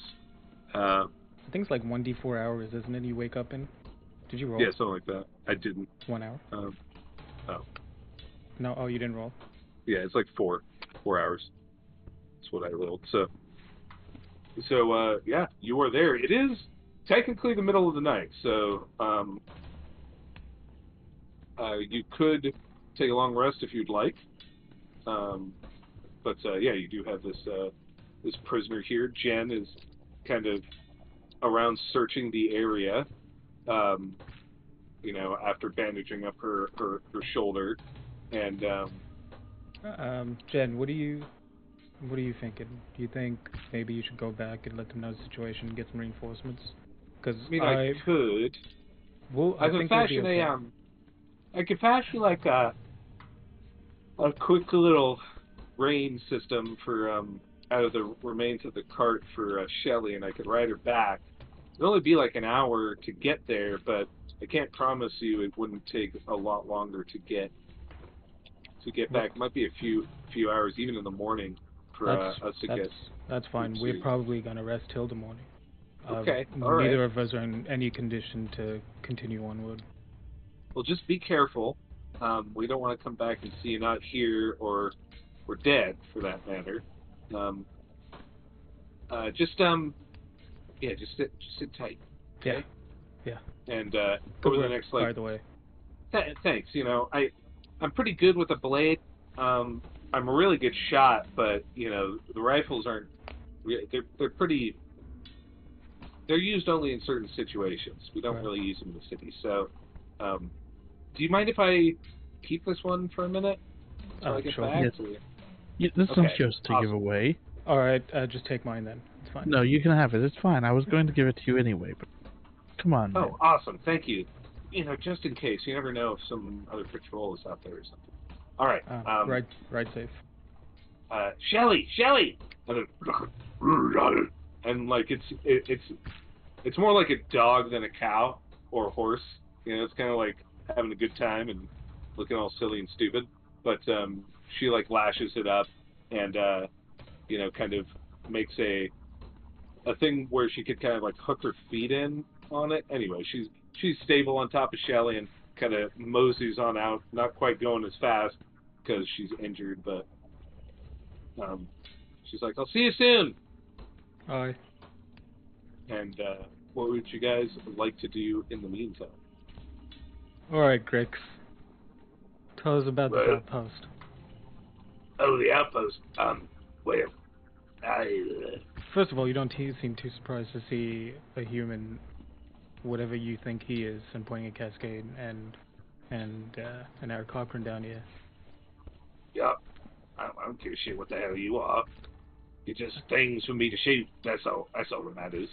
That might be the only feature of yours I like. I appreciate that. Tell me about the outpost. Well, I can tell you about the outpost, but then I feel like that's the only thing that's keeping you from killing me. So I kind of want to stay alive. So the only thing keeping us from killing you is the fact that we've got a good guy in our midst, and I'm pointing at Cascade again. And we only kept you alive because that's what he would have wanted. And he will continue to want that once he's up. Well, that's nice to hear then. Then I won't tell you about the outpost. And he just kind of like smiles, like he's like figured out the chess move. That's fine. Well, he's not awake just yet. That's true. So we could torture you until then. What do you think, Greta? 3 hours? What? 4 hours? Something like that. Yeah. And I'm going to take his shoulder and I'm just going to put my talon on it, the one that's hurt, and just squeeze just a little bit. And I'm going to summon over Cornelia, and then she's just charging up another, chromatic orb. We didn't Okay. Roll an intimidation check with one of you. That's you. Or yeah. That's me. I got this. Wow, I rolled a 2 and a 3. I got a 7. You know, the arm's kind of gone numb now. I get the point, but, you know, like, if I tell you, ain't gonna be no place for me when we get done, you know? Probably. I'll just be alone, even if I live. Got any, in the morning anyways. Assurances that you could give me? Do they like goblins in that rat city you live in? I've got 10 gold I could give you. They're pretty tolerant, honestly. 10 gold? Tell me about yourself, Grix. Why Now, shut up, Soulskin. What'd you say about 10 gold? I could give you 10 gold for your information. That should be a good start to get you going, right? Well, I mean, Grix is that you sounded. You know? Easy as. Why don't you take these bones off? Talk about the intricacies of the place. I just want to say, out of character, I feel like bribing is underutilized in D&D settings. Because we don't want to give up our gold. I need this to like write spells. What do you do? Right, but it's we paid more in tips to bartenders. Come on. But to Grit, I mean, 10 gold is a small fortune to Grit. That's how it's He's talking about he needs a new place to go, a new place to, make a life. I'll double it, and I'll pull out another 10 gold. Sorry. He's shocked. No words. Can my little Myconid friend just walk up with one of my coins that he's just slowly dragging out of the pouch? He's like pushing it because he doesn't really have arms or anything yet. For 21 gold, you got yourself a personal tour guide, as it were. I mean, fuck all them over there. They're paying me a copper. All right, let's 21 gold. Let's talk about this then. I'll be living happy. All right, calm down. Anyway, you're getting the gold. But here's the plan. Let's relax for the night. You heal up a little bit. For the moment, we'll keep this. I can hear you. Go ahead. For the moment, we'll keep this, and then I'm just gonna put a little pouch or whatever we have, and I'm just gonna put the gold collectively in a visible spot. It's there. We're not gonna take it back where people of our word, usually you. Rest up a little bit. When he's awake, when we're all ready, we'll have a conversation about what's in there, and then we can form a plan of attack. Does that sound feasible, Rhea? You think that's okay? Yes, I think that would work out well. Because at least if we're going to make some sort of plan, I'd like it for all three of us to think about it together. Hopefully everything's alright. I did my best to stabilize him, but I'm not a healer. Neither am I. The only thing is there might be a chance, Grix, that you might have to do a little bit of a distraction. So you mean like acting? Yeah, something like, I've captured them. They took out most of us. You are in the midst of a practitioner of the performing arts, master. Perfect. Let me give you a little bit of my experience here. I feel like you should know in order to make a good decision, right? About the kind of things, the kind of roles that I'll be playing. I'll make it 25 gold if you don't do that, and I just believe you. I kind of want to talk about my acting experience, but okay, I'll go. I was just waiting for the cutaway, and then you guys wake up the next morning. So I was in this troop. Yeah, exactly. Are you untying him, or are you gonna leave him tied up?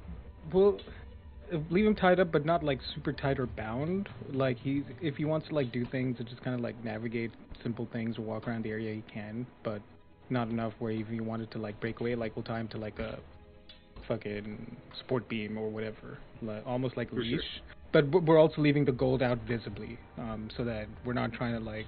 We'll even show him the gold. We're not trying to do any trickery, but obviously, like he just tried to kill us. I want you to know, friends, Grix is a man of his word.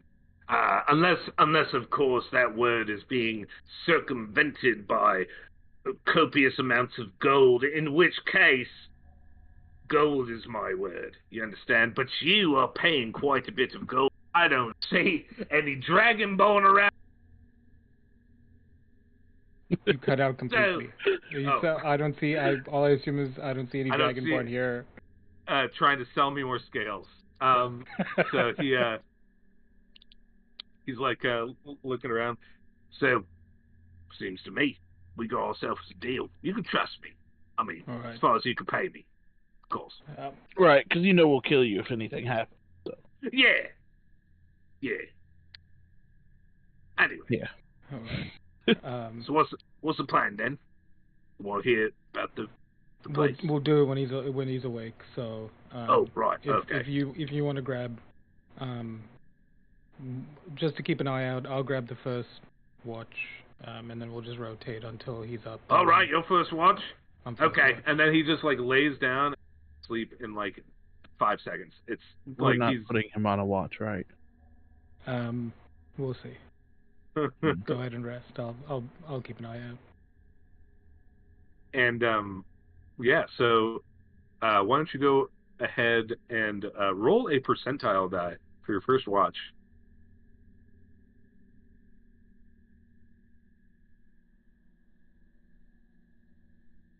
I don't know if it was good or bad. 8. You rolled an 8 on your percentile dice? Oh no. Roll initiative. Oh no. Does that include the people sleeping? Yes.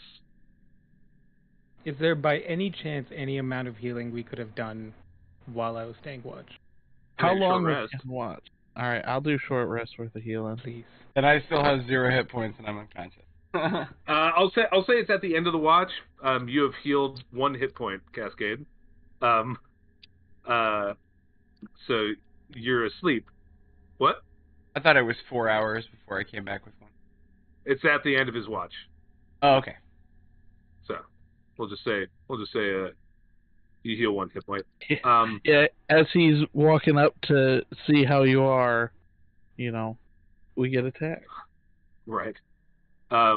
Where's I know what I want. How are you gonna roll under a 10? It's like a 10% chance that something, will attack you. That's what I said in my head. I was like, yeah, under 10%, they get unlucky. I rolled a percentile dice. I rolled a 7. Fantastic. I'm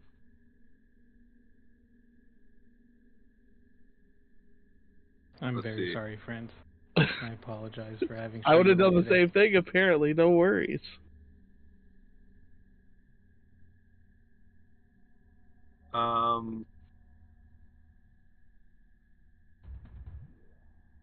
Sorry, I'm trying to find the thing that I want.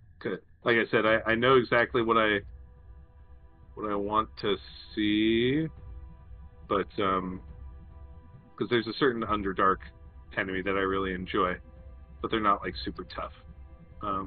Environment, Underdark, filter monsters.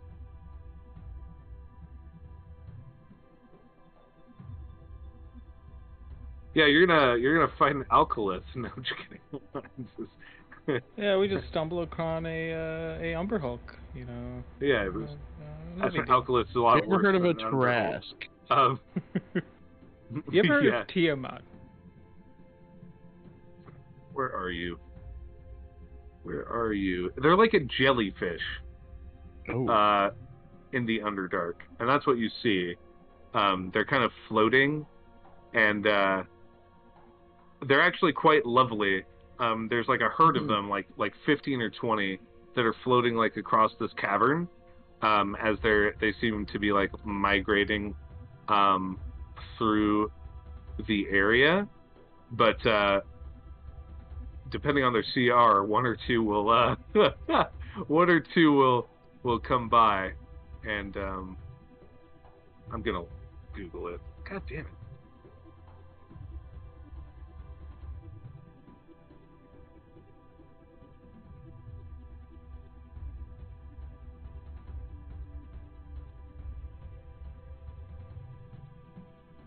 Is it a flump?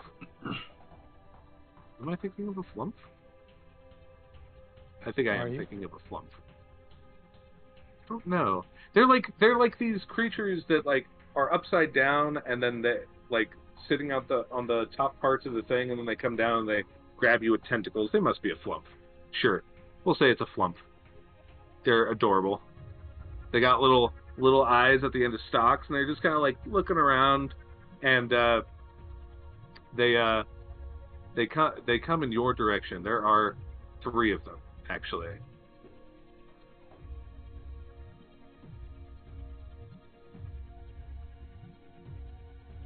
So I will say they all share the same initiative, just to make them good.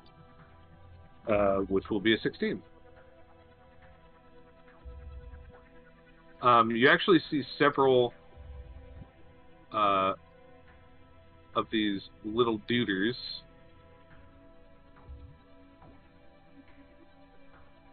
there a 5e page for a flump? Come on. Or, sorry, D&D Beyond page. Hello? Sometimes finding stuff on D&D Beyond is more difficult than it needs to be. Let me try spelling it. There it is. I found it. Mm.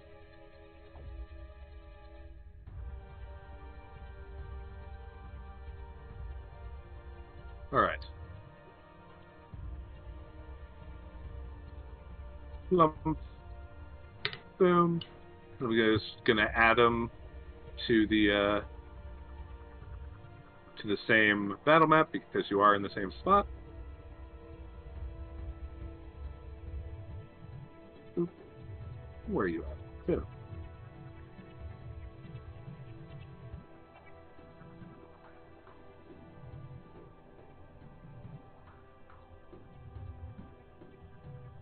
So, several like come over here and are like on the boulet body, and you guys are up here. Yeah, okay. I was just about to ask. Yeah, please move yourselves to the north to that building that the dudes were on top of. So they go over here. They're kind of picking at these creatures that you have felled,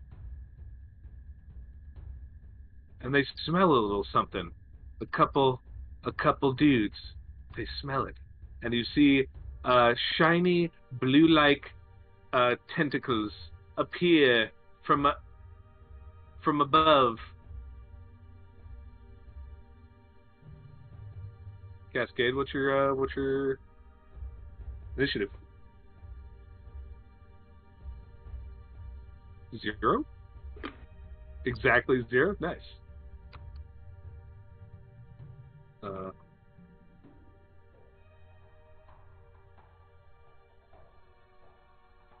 Cool. And then we're going to say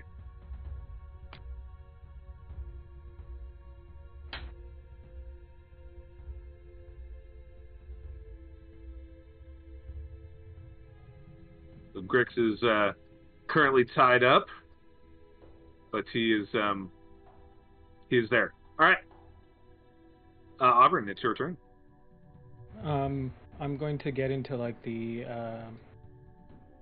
Chris Pratt in Jurassic World kind of pose and be like, all right, we're just resting. We're not trying to do anything.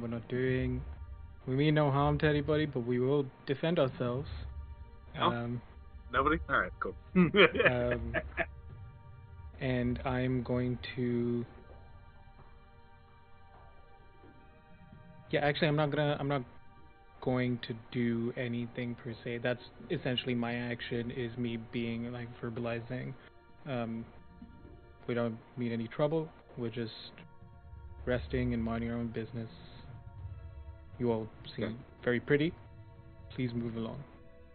Roll a persuasion check. A 9. A 9. One kind of like, comes over close to you and it extends its tentacle to your face and like touches your face.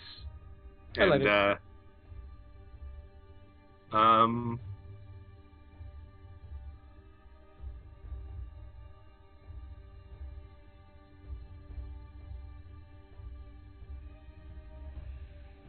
it's that was a terrible persuasion check. So yeah.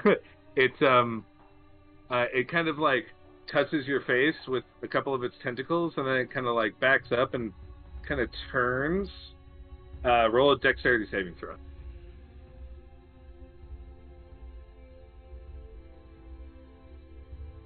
10.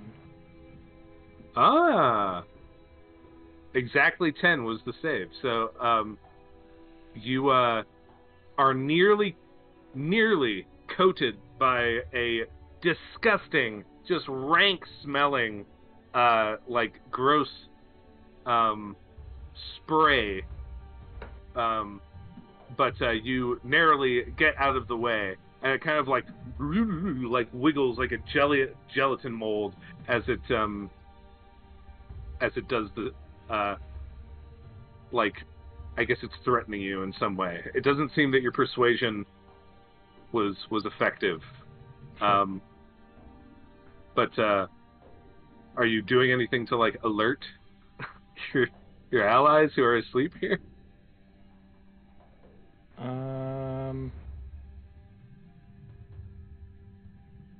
Rhea, we've got trouble. Sorry, cat in my talk. Rhea, we've got trouble. Rhea? Rhea. So everybody hears this. Grix is tied on the floor. He's like, "Oh shit, flumps! Flumps!" And he's like kind of backing up in his... We did, again, to reiterate, we did kind of like loosely tie him. He's just kind of restrained to like a smaller area. So if he wanted to like navigate, he could. Yeah, he's like, but he's on the ground because he's sleeping. So he's like backing up on his butt. And all right, Rhea, it is your turn. You are waking up from slumber and see these kind of like glowing tentacle things, and you smell just like straight ass cheeks. Like something smells as though a wet dog farted out like the worst rancid, rotten egg smelling shit that you have ever smelled in your life. Well, luckily, birds have a very limited sense of smell. Well, there you go. I still smell it, but yeah, it's probably still the worst thing I've ever smelled. But somewhat subdued. Yeah, somewhat subdued. Muted. I wake up and kind of chirping. So what's going on? Oh shit! What are those? I don't fucking know. It just tried to burn me with some of its icky goo. It does not seem to get rid of it. That stuff. It just smells really, really bad. Do you want me to try to get rid of it? Seeing as how it just attacked me, please. And I'm going to. I did not mark either of those off. I'm going to cast Chromatic Orb towards it. Jesus. Oh fuck. Right. No, I changed my mind. Change your mind. It's fine. Can I change my mind? Yeah, it's fine. Okay. It's like when you put out a chess piece. But you haven't let go of the piece. I haven't rolled, so. Because I realized if I did that, I was going to have to do wild magic, and we are all right here. Everything takes 10 damage from a localized source. Everybody's dead. I am going to try something.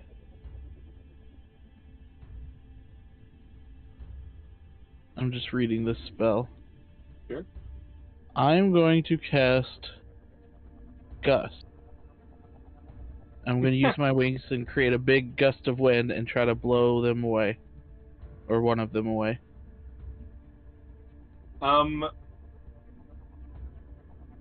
It says it requires a strength saving throw, but they're floating, so I don't know what you want to do with that.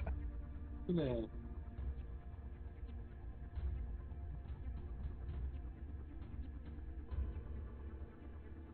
Oh.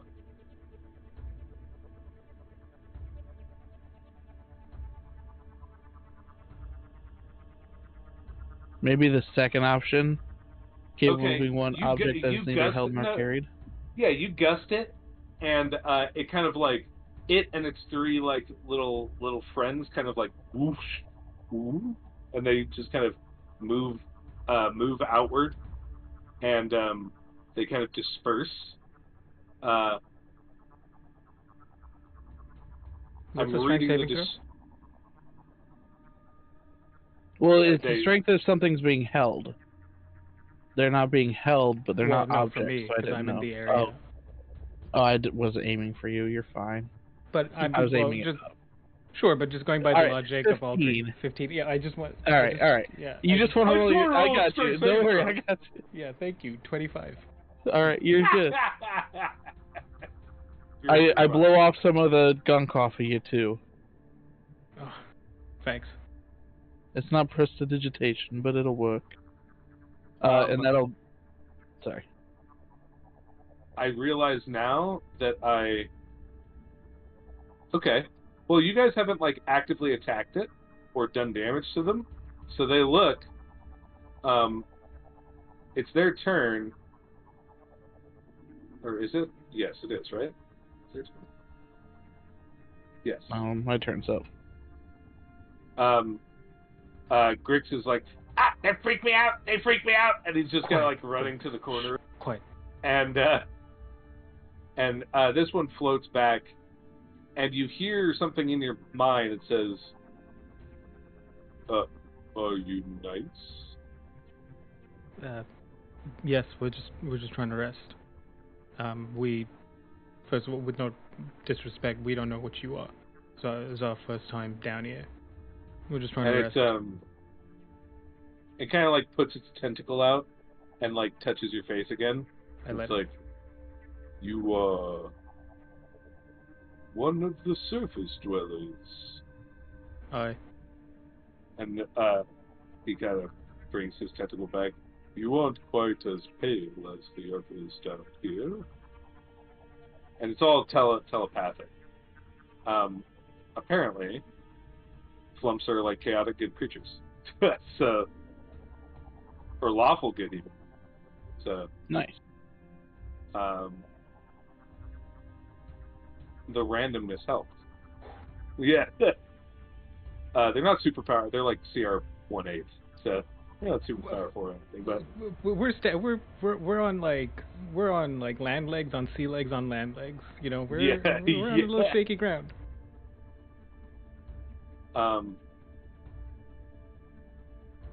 These creatures here, and then he points to like his other packs of friends. They have perished, but their minds still work a little bit. So we are feeding off of them, their stray mental energies. Alright, that's interesting. Could I... Do you want... You're not gonna attack us. We're not gonna attack you. We're not gonna... That one concerns me somewhat. And, pointed pricks.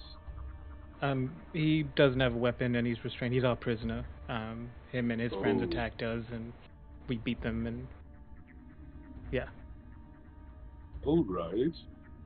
And he like one of his two tentacle eyes just turns and like looks at his buddies, and something is apparently exchanged, and they just kind of like float back over here.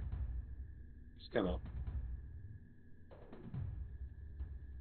But the other eye turns back and is like, "You are strange to me. Do you know the ways of the Underdark?" No. We're all surface dwellers except for him, pointing back at Grix, but him and I, the one sleeping, we're from a city in the sky, well above the surface, so this is our first time down here. The Durgar, they speak of such places from time to time. Are they perhaps referring to another version of themselves, floating in cities above? Right, the Durgar are similar to dwarves, I think, if not directly related. Yes. Bigger. Pale-skinned. Right. Yes, a little larger. Our dwarves are like me, so, you know, pinkish, brownish, whatever have you, depending on exposure to the sun.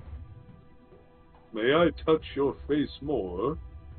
Sure. Could I draw a picture of you?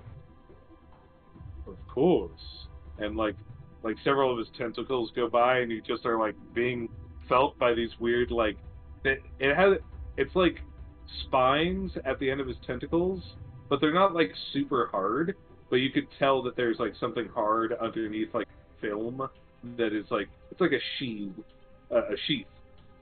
that's like covering something. But he's like sensing you, and like he kind of fucks up your hair a little bit, and kind of goes up your nose a little bit, and you know, But you are. Oh, yes, bird person. If you would like, and I spread my wings. I would be more than happy to examine you in just a moment. And you are lucky. Not all troops have a common speaker. I am the only one in my troop which can speak common. Most of us speak. Fortunate for both of us, because we would have fought, and I don't want any unnecessary bloodshed. You were all very interesting down here. We actually do not have blood, but I understand your meaning. If you want to hang around for a bit, actually, you should be safe over here for a while. My friend over here, who's taking a nap, would love to talk to you. Well, our troop will be here for some short time. Boulay, while not incredibly intelligent, actually possess much psychic energy. I don't know why, but my troop will feed on them for some time while they attempt to decompose. If you wish, I would like to feed upon your psychic energy for a moment. It would hurt, though. Sure, I could also do this. Could I essentially, this might hurt you as well, but I'm gonna do it as weak as I possibly can, and I'm gonna try. Could I cast like a weakened version of like my psychic cantrip, fucking mind spike or whatever it's called, mind sliver. It's normally a 2d6, but like, so my guessing here as Auburn is like, oh, they're talking about feeding on psychic energy. I could produce psychic energy. Ah, okay. Right. Why don't you try and roll an Arcana check to see if you can make it kind of like non-damaging, and instead just kind of a conduit to like some additional psychic energy. Just give me a sec. Just give me a little bit of space. Let me try something, and I'm gonna like try that and aim it off to the side, just so I don't want to like instigate for no reason. Right. 25. Oh shit, Jesus. He says, "You are quite adept at the magical arts, young human."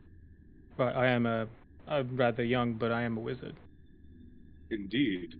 I have seen your kind. Well, not me personally, but we flumped stealth tales of long in the past, when humans would stumble into our places of darkness. Such fascinating creatures we met down here. We've met some Myconid as well. And yes, the Myconids. They are very kind. We have a little Myconid spore with us, and we were gifted one. You are of rare company, as Indeed. Myconid spores do not often get gifted to many individuals. They must have sensed something truly profound in you.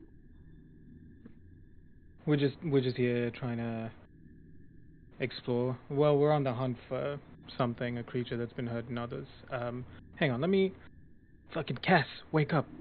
And I'm gonna like vigorously shake Cascade. Oh, I feel like I got a sub. Thanks for the sub. Thanks for the sub. Yay, sub. What's up? What the what?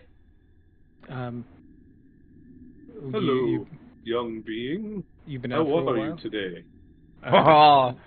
Griggs is, just to let you know, because I'm about to pass out. I'm tired. Griggs is now working for us, and I'm going to point at Griggs. I've sent for reinforcements. They're on their way. They'll be here in the morning. I feel like you'd enjoy interacting with these creatures. They're called flumps. They speak telepathically. Yeah. Flumps. Yeah, fluffy.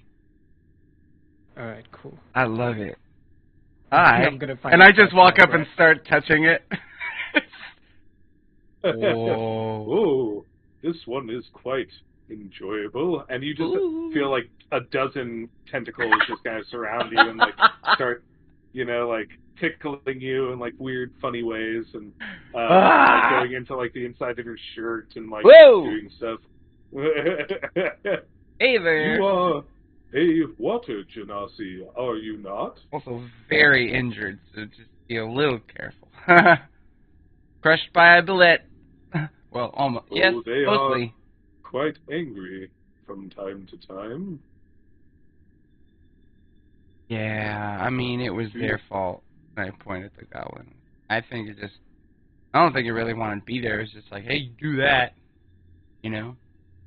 My comrades below say that it was apparently regretful of its need to kill you, but it would have done so regardless.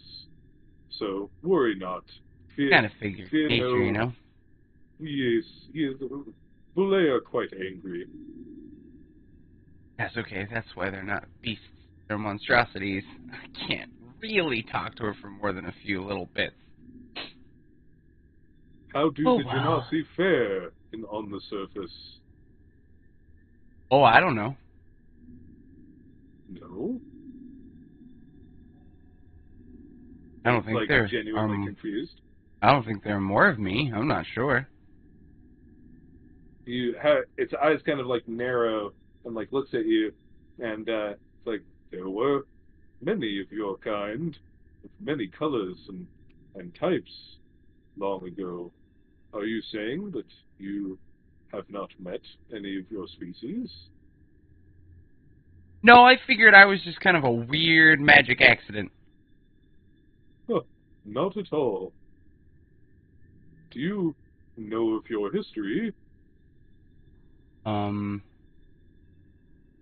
No.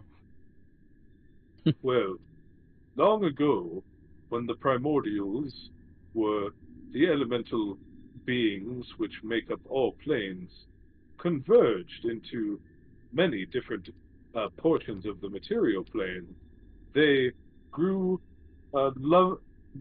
made love with their human and elven partners, and would create mixes of fire, water, and earth, and various other things, and thus... And everything was fine until the fire genasi attacked. Yeah. All genasi were created trying in to this sleep, way and then, but then point. if anybody looks over, he's busy taking notes as he's saying this. And you can tell that he knows that you're awake because he's like a telepathic being, so he's like totally psychic. And actually, one eye kind of like drifts over, like looks at you, and but yes, your people were as many other people. Some were evil, some were good, some were fighters, some scholars, and they were not common, as it were, but they were known throughout the surface. We have Wonder not if had there's much more out there. I'm sure that you will find some. The primordials and elemental beings still roam the deepest places of the Underdark from time to time. I'm sure that they are around the surface somewhere. My mom and dad was an ocean or like a lake or something, or like a rain cloud, maybe. Possibly. Or a manifestation or avatar of such. Ugh. You are a water genasi, so it would make sense that a large body of water created an avatar as it was prayed to and understood by a people, and then perhaps bestowed its love and generosity upon a human or elven creature. Probably an elf. It is not often that the drow communicate with such creatures. It must have been a wood elf, or perhaps a high elf of some sort. They were. And if it wasn't obvious, this flump in particular seems to know a lot of shit about the world and like history. So if you have any questions, might be good to ask. Hey, Auburn, I know how to sleep. And easy at some point it was like he trailed off with his quill and it just stopped. He just stopped taking notes and his like book's just half open and he's asleep. Oh man. Oh man. He says everything okay? this guy's got a lot of stuff in his brain. Oh, well, yeah. he might be one big brain. He's so funky. I've never seen you floating. You know, hey, what do we call cool. you? What do we call you, sir? Fluff. Ma'am. Fluff man. I am neither a sir nor Fluffy. a female. Flumps do not have genders. We simply float. And we often do not use names. We are simply a part of our collective cloister. Speaker. Common speaker? Alright. Would we call you CS? My ability would be a good label for me, for those who require them. Common speaker CS? Alright, CS. Do you know anything about the fog? Oh yeah, the fog, man. What Crazy is fog. the fog? Something like 1,000 years ago or something, there's this fog that came across the surface, blocked out everything, drove people insane, and that's why we built up into the sky, and there's some beings that were able to exist within it. We have heard of such a thing, but we have never traveled outside of the Underdark, as it is unsafe on the surface for Flumps. We are somewhat afeared of the evil creatures above, as they can be quite powerful. And we, though numerous, are only so strong. And he, rather, kind of like moves and floats and kind of sits in between you two with like one eye looking at both of you. And 1,000 years ago, there was some odd upstart written or told about in the histories of Flump culture. We use verbal communication and psychic imprinting to tell stories over long periods. It is told that the elves came below, and the humans, and the drow and elves fought for a long time rather, but eventually they grew tired and integrated with each other. And though this was successful for a time, tensions eventually rose, and the dwarves, they created a solution to bring the elves up into the sky to avoid the fog, and that is all I know of that particular subject. If I ever wanted to get in touch with you or your kind again, ones that I'd be able to communicate with and learn more about what you know, how would I do that? We are a nomadic group, but we have consistent grounds of roaming. If you would ever like to see us, then feel free to come to this same branching cave system, or perhaps another nearby, and I suppose eventually you will come into our purview, as it were. Is there a way we can make sure you know about hostile? You seem to have kind thoughts, which share between the three of you. I don't see why any of our flumps would be aggressive towards you. Okay. Be wary of lone flumps, though, as while they're still not particularly strong, they may be aggressive. Sometimes we have strays who drop off from the cloister, having been unfortunately taken from our ranks due to poisonous thoughts rummaging in their head from our psionic feelings. Here's an interesting question. How do you determine who has the capabilities of being the speaker? Do you know what I mean? Or like is capable of reaching a stage of higher intelligence? I worded that poorly. I'm not trying to call any of your cloisters stupid, but... Well, we are all of similar intelligences, and much like you humans, or even the Genasi, all of us are different, though we may look very similar to you. We have different interests, and wish to learn and mature in different ways. So we do not choose our paths in life, we simply live them. Interesting. Are there any... Listen, ever since whatever my life goals are, I don't even know what they are. I've become a scribe at this point of some sort, so I want to be able to chronicle all of our lost history.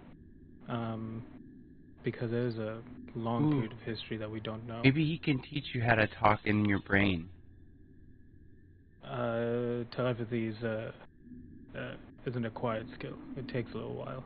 Yeah, I know. It's how you learned common. You had to sound out the words, say the vowels, but you couldn't just do it immediately, you know? I bet you gotta think real hard.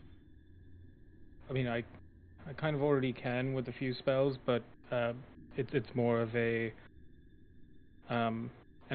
arcane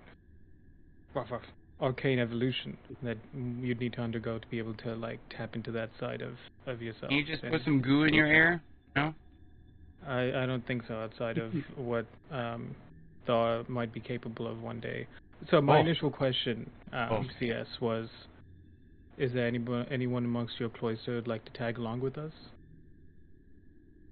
We often stay together, and sure. It is not common for anyone to leave. I can ask. It's just a proposal in case there's anybody who wants to see more. You know? The flump kind of moves away momentarily, and then, like, to get within psychic range of its companions, and it comes back and says, "No, our cloister is quite happy with its number and with its existence. No one wishes to leave." It's alright. Figured I'd pose that. You all seem like intelligence is something that sounds discriminatory, but when I meet beings that are not humanoid and of intelligence, I want to be able to give them an opportunity because we'd be able to offer some sort of protection, at least if they wanted to try something new. Does that make sense? That's essentially what my proposal was. I'm not going to take anybody by force. Well, sure. Offering such a kind gift is very appreciated, and it will be known that you, human, have been very kind to us. I also wanted to show you this before we depart at some point, and I'm going to show him the sketch I made, which I rolled a 17 for in my performance. This is quite beautiful, and his eye gets really close. Yeah, and it's labeled with notes as well of things he's told me of, like, you know, your standard kind of anatomical kind of, communicates via telepathy and such and such. I do not read common, but I am sure that your notes are thorough. You seem quite intelligent. Right, and I'm going to flip through roughly just all the other sketches I have. I'm just behind them, I'm like, thank you. It's part of what I've done. Yeah, I have one of you actually, Cascade. It's a little outdated, needs a little work. And he looks at his eyes. Sorry, kind of move. One looks at Cascade and one looks at the picture, and they say, "Quite a dashing rendering of your companion here." I just rolled for it because I'm retroactively doing this. I actually rolled a 19 for a sketch on Cascade. Nice. Yeah. So, yeah, it's actually like 1 to 1. It is my best. It is my best work. I'm looking through all the history of all my sketches. It is my best work. Very cool. But the flump says, We do not carry physical uh, keepsakes, so sketching and drawing is not a skill which we often employ, but perhaps we will develop, or a flump will grow to be interested in such things one day. Or at least now you have the memory of it that you can pass on. Sure, sure. What kind of items do you use? And he just like asks some over the course of the next few minutes, asks various questions about like what drawing is and like how Sure, to, yeah. like what you use, like what kind of like et cetera, et cetera. And I'll tell But him, like, outside of my own magical ability, oh, you can make ink and such with so and so, and this is what we use, but in a situation like this, anything that's kind of dry and leathery, whatever, you can make ink out of charcoal, and, yeah. let me read here for a second. Um,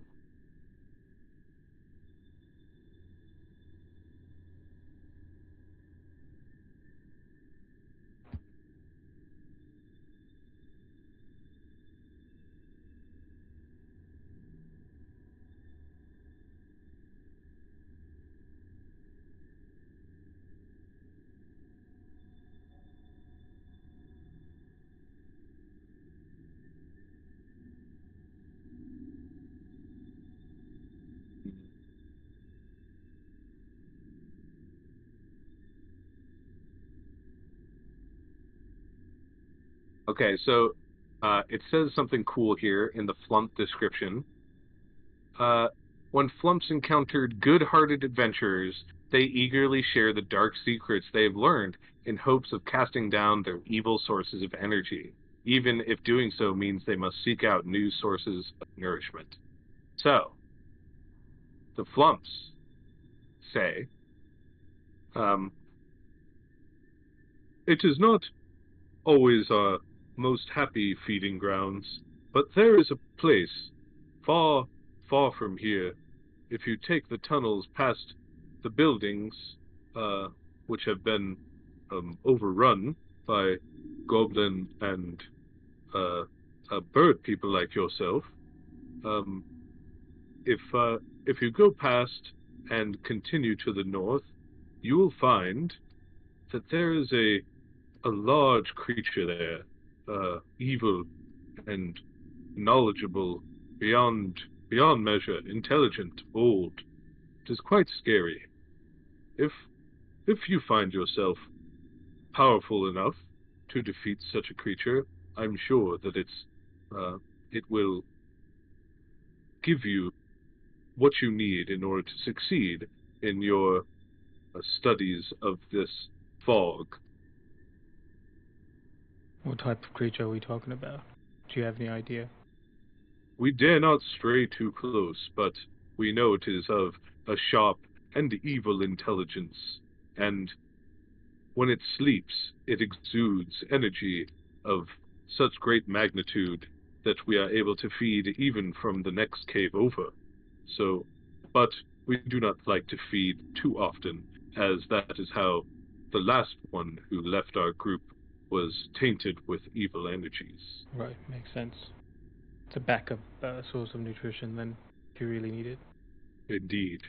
But we would more than happily get rid of such a thing in order to make it safer for all of us. Well, I appreciate that. Our next target is actually the building that's been overrun. We're on the hunt for an Eric Cochran who's done some very horrible things. Indeed. It is quite sad there nowadays. We used to sit there in the village for quite some time, and the rat folk who lived there, they were very generous with their mental energies, and we learned many interesting things about runes and glyphs from them, but unfortunately they have perished, and now, well, the new inhabitants have cut our flock down by at least a quarter, our cloister here. Well, you might have heard, but we've got reinforcements on the way, and we're gonna rest up, and once I'm back to the brim with arcane energy, we're gonna We're gonna take care of it. We'll give you back your feeding grounds. Be aware that there is one in your upcoming place of battle that is quite brutal and powerful. He is a dragonborn of some great skill in both arcane and physical mastery. A dragonborn. I believe he is an emissary of the creature deeper in the cave, as they share similar deadly intent.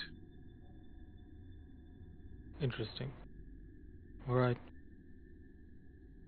This has been a delight. I'm glad it didn't go the route of violence.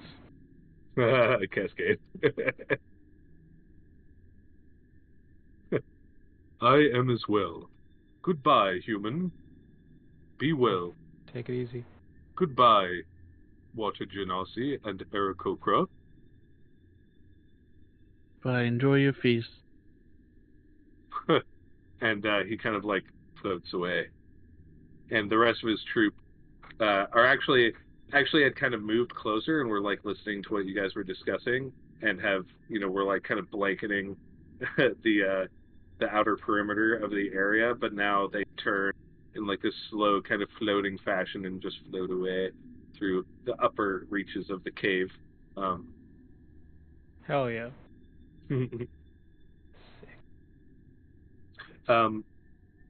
You all rest for... I'm 100% real when I say that was completely random and I did not... I didn't know what flumps were exactly, so it's cool that they like... Yeah, glad I got to share some secrets with you. Cool. Nice. I didn't know that they lived in complex and organized groups called cloisters. That's what it says here. You should read their page. It's really interesting. I'll go ahead and link it. I'll put it in. I don't like to look up creatures that are around us. But they are pretty cool. Put it there too. Anyway, so they float off and they're kind of like lightly bluish glowing bodies disappear into the distance around several pieces of the cave, and nothing of great import happens until the morning when can we officially take a long rest? Yes, you can officially take a long rest. Let's fucking go, dude. I cast Fireball. There's my spell slots, and I get to change my spells about goddamn time. I will actually also say, you guys level up.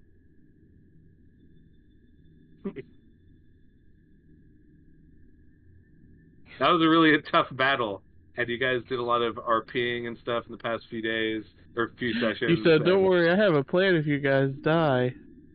Little did you know. I could do this all day. Yeah, if you died, you would have ended up inside.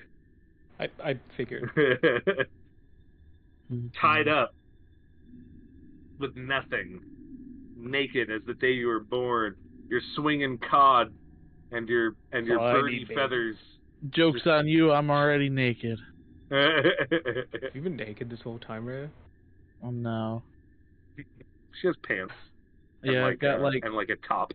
I've got breeches and like you can see it in the picture. It's like a, I don't even know what you call it, crop top kind of thing. Yeah. Here, I'll show you. Tube top. Right? That's what it's called? I rolled a 5 on my d6 for my hit points. If you look at Owlbear. Oh, I see. So, okay, so like the Link kind of Gerudo setup. Yeah. So I know it hasn't been super long. Well, I guess, we've been playing for 3 hours. That is all I have prepared for the day. But if you guys would like to stay live and just level up and talk about your level ups, that'd be fun. I already leveled up. I don't get anything. You don't get anything? Oh, that sucks. Yeah. You're I get level a 7 spell now, right? and hit points. There you go. Oh, I did get 4th level spell. Oh yeah, hold yeah. on. Okay. 7. Oh, I get a 4th level spell slot. Woo! Huge. And so What is this? What is Ralomith Psychic Lance? it is sick. It is so sick. It came with as part of Fizzband's treasury or whatever. One of the dragon themed spells. Yeah. If you name a creature, so if we fight Redbeak, and I know his name. So I gain my first 4th level spell slot. I don't get any features from level 7 specifically. But because I'm level 7, let's see, spells known. That means the number of spells I know increase. So intelligence modifier plus wizard level. So I can now prepare 12 spells versus 11, which is honestly pretty big. And I do have in my notes here that I actually pick up Psychic Lance as part of one of the spells I learned for level 7. So I'm going to go ahead and prepare that for no obvious reason. No particular reason.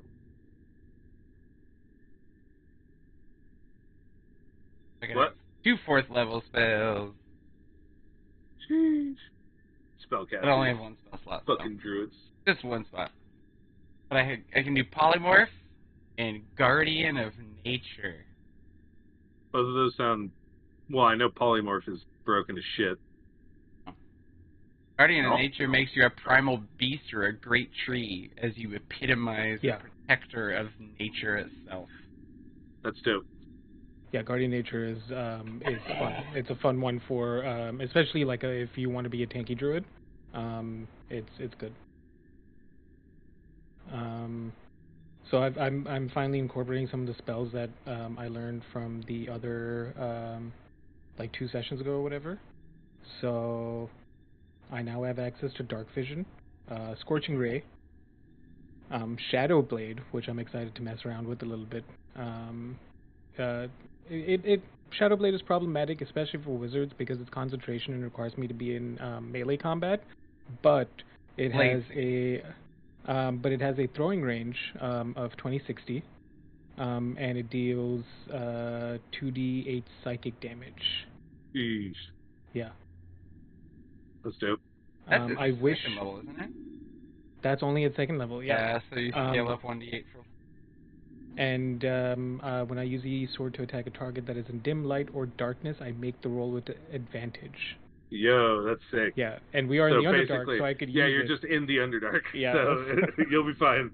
If you drop the weapon or throw it, it dissipates at the end of your turn. Thereafter, while the spell persists, you can use a bonus action to cause the sword to reappear in your hand. Very cool. So that, and then the Psychic Lance that Brandon was talking about. Let's just read it top to bottom. You unleash a shimmering lance of psychic power from your forehead at a creature that you can see within range. Alternatively, you can utter a creature's name.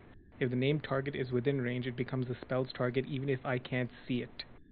If the named target isn't within range, the lance dissipates without effect. Target must make an intelligence saving throw. On a failed save, the target takes 7d6 psychic damage and is incapacitated until the start of my next turn. On a successful save, it takes half as much damage and isn't incapacitated. And the damage increases by 1d6 for every level higher. As we're doing our rest here, I'm seeing you write that spell down. Oh, seems interesting. Do you want to take a look? If you don't mind. Absolutely. And then I just absorb it. I don't even read it. Just yeah, you did. Fucking goddamn sorcerers. And what's really cool about that is because, so with the Order of the Scribes, it's not a feature I've used yet because I never had a lot of damaging spells. But essentially, let me find where I read it. When you cast a wizard spell with a spell slot, you can temporarily replace its damage type with a type that appears in another spell in your spellbook, which magically alters the spell formula for this casting only. The latter spell must be of the same level as the spell slot I expend. So if I have a 4th level spell that does fire damage, I can swap the damage between the two. So I can cast Psychic Lance as a fire damage spell, Oh, wow. or vice versa. Or I can upscale like Chromatic Orb to level 4 and then cast it as psychic damage. That's crazy. Because it has to So use... they just took the less broken parts of Lore Wizard. Yeah. It's now, yeah, again, so it's like with Scorching Ray that I have now that's level 2, if I upscale it to level 4, I can do a psychic-based Scorching Ray. That's sick as fuck. Yeah. That's awesome. Yeah. That's actually really powerful, too. Like, imagine you go to hell, or the 9 hells, and it's like, oh, yeah, Scorching Ray, totally fucking useless in the 9 hells. And then, oh, it's psychic now. Wait, it hurts. There's a reason they said specifically it has to be like when you cast a spell using a spell slot. Because if you could do that with cantrips, that would be insane. Yeah, it'd be disgusting. But also, you can do that using charges on my staff. I can get spells not using spell slots, so yeah, that's good. And there's no limit on it either, so it just has to be the conditions where the damage type I'm changing has to be a spell of that level. So I can't like upscale like Psychic Lance level 5 and then try to do it from a spell below. It has to be of the same level spell slot that I expend. Which is part of why I haven't used it so much, because I had like 1 damage spell per kind of like spell slot. So makes sense. Yeah. That's dope though. Pretty sick. We like that. Well, did you? He also got psychic. Same one. Oh. We learned it together. Oh. Nice. Yeah, we're just, we wake up in the morning, we're taking some of the salted pork, we're just waiting for the reinforcements to arrive, and we're probably going to have a conversation with Grix about the layout. But that's kind of like what the situation is we're keeping an eye out. The important thing about my Summon Undead spell now, it gets a buff. Because I can cast it at level 4 now, I can now officially make multi-attacks. Because it makes a number of attacks equal to the spell, the level it was cast at, or halved and rounded down. Yeah. So I can make multi-attacks, and then it has... Eventually you'll get 4 attacks if you use a 9th level spell with it, or an 8th level spell with it. Yeah. Jeez. I'm genuinely, as much as I can, I'm going to explore, like, summoning, like a summoning build. Because I think it's interesting, and it's not common in... outside of druids, it's not common in D&D. Yeah, Swarm Keepers.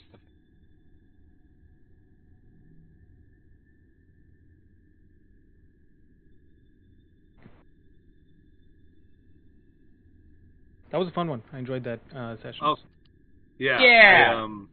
Almost dead, but not dead. Yeah.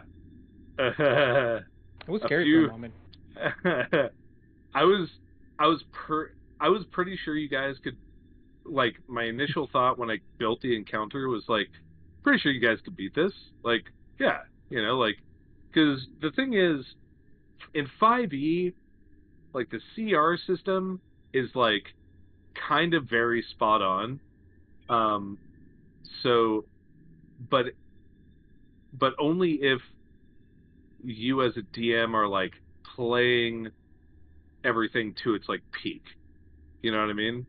So, like, the Boule, a lot of DMs would just be like, oh, I'm just going to, jump once, or I'm not going to jump at all because they're right next to you, or something like that. It's like, no, the Boule fucking jumps and fucking crushes people and makes it really, really difficult for them to survive. It's not CR5 for any other reason than its damage output, right?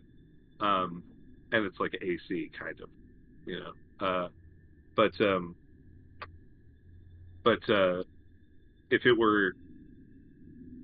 if I didn't use those things, then you guys would have fucking shit on it. But even with using those things, this 22 damage chromatic orb. Yeah, that was crazy. I rolled 7, 7, 8.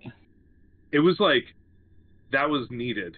Because if it was any less, it might not have worked out for you guys.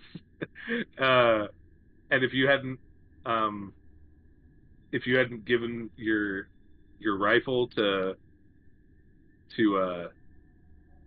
Jen, if I hadn't rolled 17 natural ones. I was stunned every single time because, like, oh, you rolled natural one time. Oh, cool. Natural one. It's kind of funny. And it's natural one. Another natural one. Another one. And another. And another one. And another one. It's like, wow. Crazy. Another one on another one. Yeah, exactly. Really? Also, something I need to keep in mind is that thing where I was like casting from my manifested mind space. I can only do it a number of times equal to my proficiency bonus. And I'm pretty sure you I only did it like twice 3 times. or 3 times. So Mind Sliver once, summon, and then chromatic orb. So right. I stayed within, and now that's a good reminder that I have to stay within that. She can still threaten though.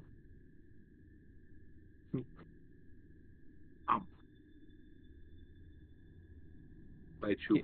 Yeah, it's cool. If it wasn't obvious, I like putting whatever classes I play into like building it into something it's not supposed to be. Right? And so this is really cool. Where I'm a glass cannon. I'm starting to become that glass cannon, which is interesting. And I'm glad I rolled that 5 on my health because now at least I have 45 hit points. At least I can take a little bit more. You're also going to be going up against stronger enemies. Yeah. I'll just stay in the front with my 70 hit points. Please do. Jesus Christ, please do. And prepare for him. Yeah. I'm surprised I knocked you out, actually. I mean... I only, I got hit twice. At 60 HP. I went down in 2 hits. I have 30. Yeah. The belay did a lot of damage. Yeah. A lot of damage. Punching above no, we were punching above our weight class. The belay was doing its thing. Which is weird. Cause like I said, it's CR5, So and you guys were 6 level, but you're all skinny as fuck. So yeah, I mean, if it wasn't for the guns and if they just had like regular like short bows or like crossbows, we probably would have been fine. But like that's a fun challenge. Right. Right. Because we're like, oh, we've got guns, we'll use it against them. No, there's they're using it against us too, and that's just a good reminder. Yeah, they have older versions, so it does a little less damage. They do the D10 plus their +2 from what's it called, from the magic. Thank you, Speaker Flump, for the information because I was about to unprepare counterspell. Unpreparing counterspell if we're gonna go up against an arcanely proficient Dragonborn. Yeah, you would not have had that information until you saw it. So, and it's so right because the flumps aren't the things that I was thinking of. There's like these like jellyfish that like hang out on the ceiling in the Underdark, and they like just kill anything that walks by. They just snag something and eat it. Glenn mentioned what you might be thinking of while you were looking for it, and he said it might be a roper. Roper, yeah. Oh wait, no, it's not a roper. Ropers are. They look like stalactites. Is it? Hmm. And they have. I thought ropers were. No. You think of dark mantles? Dark mantles. Yeah. That's what I was thinking of. So I'm looking for dark mantles, and I'm like, well, I see flumps. Dark fuck it, we'll just do flumps. Wouldn't have been fun. Yeah. Because they're like CR2, right? Well, it's not even just that. It's because they exude magical darkness. That is their main issue. They're not difficult things to fight outside of like the fact that they have like a darkness aura or whatever.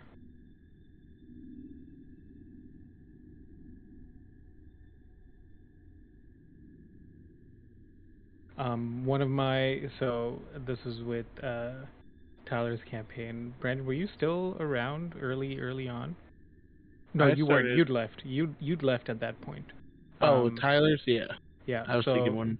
We find this like, this was early on. We were like level 2, and we find this like entrance to some dungeon underneath some gnarly old tree, and we come up against a wall of darkness. And I'm like, oh, cool. Be not knowing D&D, really, not knowing much, we see a wall of darkness, and we're all kind of stumped. I think all of us were also kind of newish.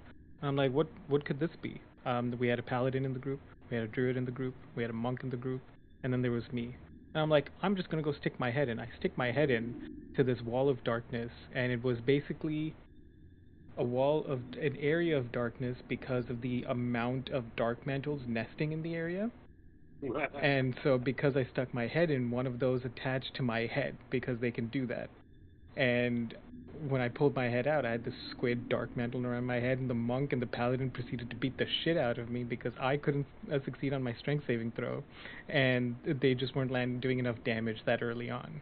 And so in the process of them killing it because it was wrapped around my head, they were also doing damage to me. I went down twice in that fight. It was a very strong, like, positive memory. It was a blast. At that moment, it was a great time. Because, actions have consequences. I remember us fighting them later on. Now it makes much more sense why your character was hesitant to get near them. Yeah. We eventually came back to that same dungeon after we were, like, level 10 or whatever and ready to, like, fuck shit up, and we came back with a cube of force. So one of the options being that no magical effects pass through the area, so we were just able to walk through and still see just fine. But yeah, if I had found dark mantles, then you wouldn't have learned anything about or the talked world, our way out of it. Yeah, or talked your way out of it. You know, you might have had a bad time. Yeah, I saw the picture of the flump. I didn't read the stat block when you finally figured out what they were, and I'm like, okay, aberrations can be kind of misleading, but this really doesn't look like a bad thing. Yeah, so if I'm Auburn, I'm looking at it. Unless it makes an aggressive or like hostile action, we could probably dissuade it. Yeah, like it says right in their thing that they are like well read, like masters of like philosophy, mathematics, and other religion, like advanced knowledge of religion, philosophy, mathematics, and countless subjects.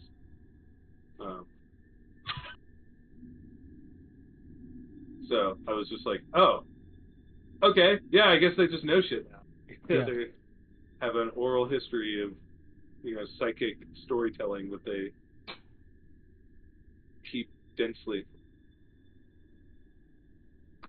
Did you see that hilarious Mario joke that's been going around? No. About Mario being Japanese? No.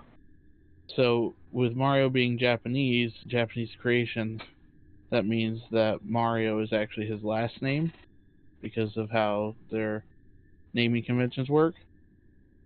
So it's theorized that his first name is Itsumi. So his full name is Itsumi Mario. I fucking hate you.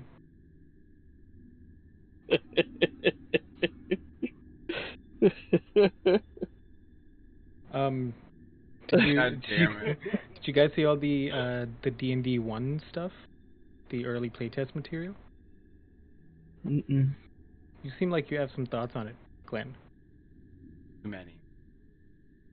No, there's one specific rule. Yeah. One rule. No magical crits, and enemies don't crit. So only martial classes can crit.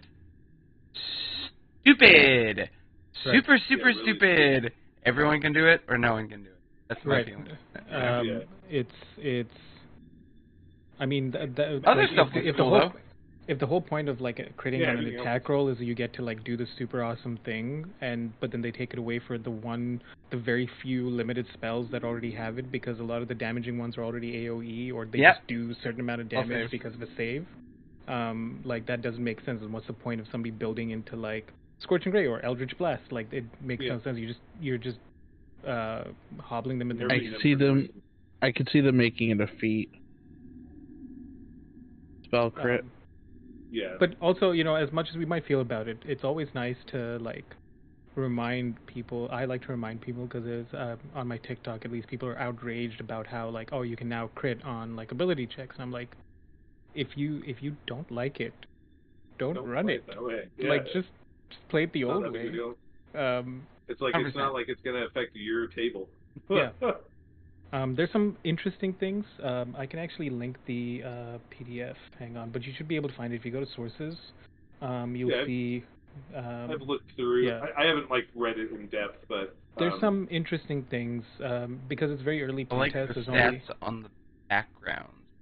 Yeah, so they're kind of uniform, making backgrounds kind of uniform to like some extent, but still customizable, which I like because it gives you a template to work off when making your own background. Versus before, where like backgrounds are so inconsistent. Well, if you wanted to make a custom one, you have to find like a odd balance of what's broken, what's not. I'm not sure how I feel about some of the race changes, specifically for humans. I liked them personally, just because I think adding like some fun mechanical things. It reminds me of like Skyrim, or like or even WoW, where like in WoW you have a racial passive or ability, like the like undead, they have, you can break stuns or whatever. Right. There's something in somewhere either in that like block for the humans, the human rework, or like later on where if you what do you call it? If you roll a 20 on either anything or something, you gain another point of inspiration. You gain an inspiration whenever you finish a long rest. Yeah, which is cool. When you getting inspiration when you finish a long rest, awesome, cool. And then there's one more where anytime you roll a 20, you gain another point of inspiration, and you can give it away. Apparently not a normal. I let my players give them away all the time. I don't give a shit. Well, that's fine, but like I think when you're dealing with them in limited capacity, right? Because you, at least with you, and also you, Mystic, you guys award inspiration for something cool we really did, or like, great RP or whatever. I'm super bad at like awarding inspiration, which is why I put an inspiration rule at the beginning of our campaign that you guys could read at any time and remind me, hey, I got inspiration.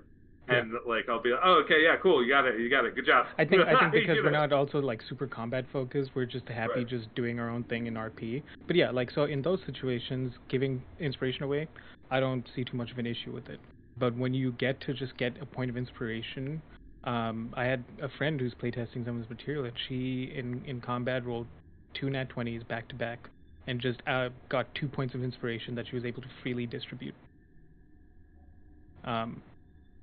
Oh, on top of the fact that she's probably a human using a martial weapon, a non-magical weapon, so she could crit, And also because if you mix and match some of the rules, and if you still play a variant human, because they were trying to like break it, so she started with 2 feats. You start with 3. You start with 3. Oh yeah, 3 because of background. Yeah, background, you get your 1 with it, then you get, everybody gets 1. Yeah. And then you get variant humans still get an extra. And I was like, why? You want them to be strong. I think it is important to like note that it is also still very playtest, but the point of playtesting is to like try and break it as much as possible. I'm glad they're giving it 2 years, because if this is the first round, then we need some balance. Yeah, but I have faith that it'll get there. I think the community cares enough that they'll give feedback that will allow them to make something that feels, somewhere in the middle. Good, yeah, just good. I think, I don't know.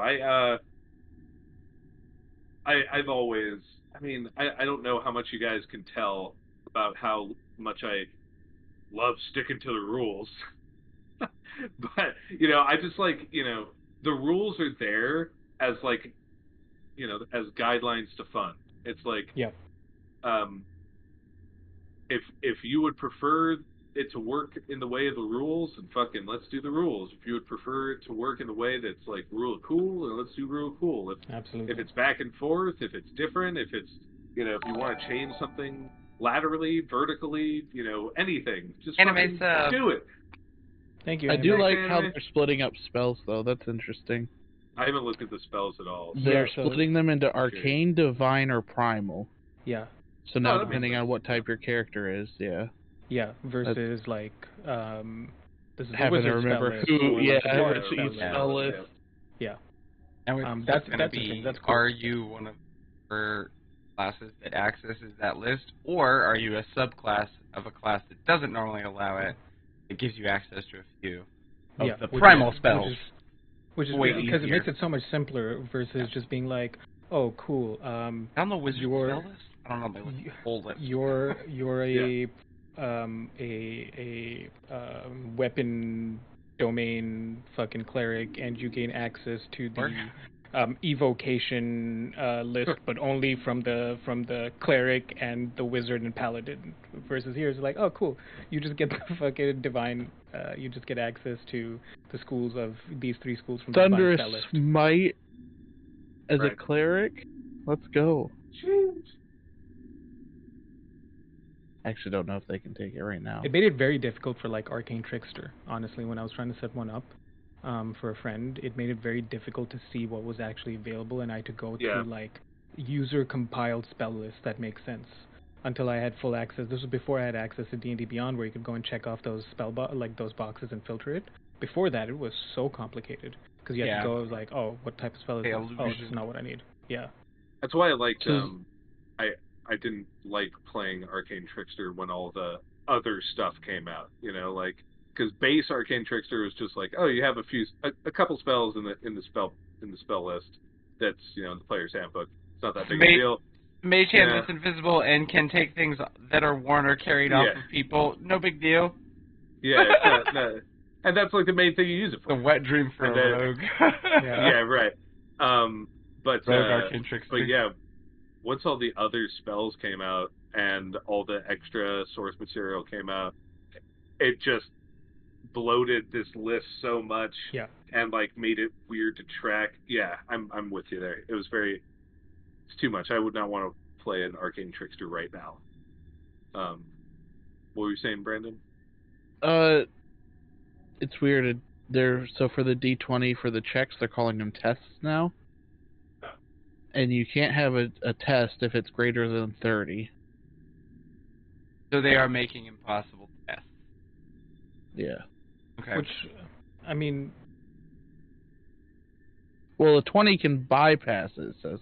Doesn't bypass limitations on the test such as range or line of sight, only bonuses and penalties. Right. So then what's the point of an impossible test? Because that means that all magic users literally can't do it unless they have a +10. You just can't. What's the point of my bard with 15 in persuasion? Like, if a 30 is like an impossible test, then that 15 can go fuck itself. Right. Right. Anyways, like a good DM, or at least a DM who's aware of the various things in their game, would know that you wouldn't even test somebody on something if it was impossible. Right. There's no chance for success. You only roll if there's a chance for failure, right? Yeah, or you'd be testing them to see mitigate damage or effect. But you know, with me, it's like I don't really present shit to my players unless it's possible for them to do. You know, unless it's like so obvious, like I'm gonna go crack that bank vault right now, and it's like a level 5 rogue. It's like, no, you're not. Like, you're not gonna be able to do that. Yeah. Sorry. Like, you could certainly try, but it's not gonna, like, because any normal person would, especially like a thief who does it for a living, would look at a bank vault and be like, I need like tens of thousands of gold of specific magical equipment in order to get into this vault. Like, let me just use my 10 gold thieves tools. Yeah, my thieves tools real quick to get into I'm just going to seduce the guards to give me the keys, you know. You know, like, exactly. See, that's more feasible to me. That's more feasible, but in a lot more like long elaborate plan. But like, I'm just going to walk up to the guard right in this bank right now and seduce him away from his job to like just let me into the vault. Yeah, that's not going to happen. Ocean's 11 his ass. Yeah. I want to disguise myself as the manager of the bank. Okay, cool. How do you know what he looks like? You know, like, we could go on and on about it, but, like, some of these things... I want to disguise myself as the Karen of the bank. Excuse me, can I speak with your manager? I need to look in your vault. That I think you guys would enjoy. What's that? It was a group that had to split the party, and so the cleric, the cleric continuously ritual cast locate object on their bodies, because you can only locate object on objects, and dead bodies are considered objects. Yes. So if they died, he'd be able to locate them. Otherwise, the spell just fizzles. So that's how he would know if something happened. Interesting. I found out that druids can just do all of their spells. Yeah. Like I can change it every day, but that also means that any spell that has a ritual tag, I can do it.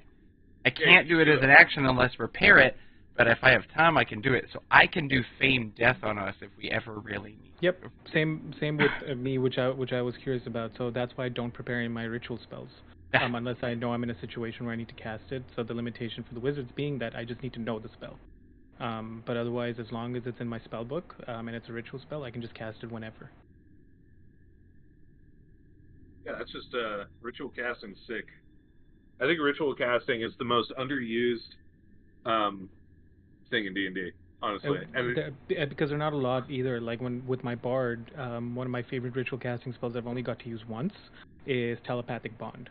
Which we've used to great effect in a dungeon where because I can link myself and up to like 8 creatures, and as long as we're on the same plane for 1 hour, we can just communicate. That's awesome. Pretty great. I can do water breathing for us if we need it. Is water walking ritual cast?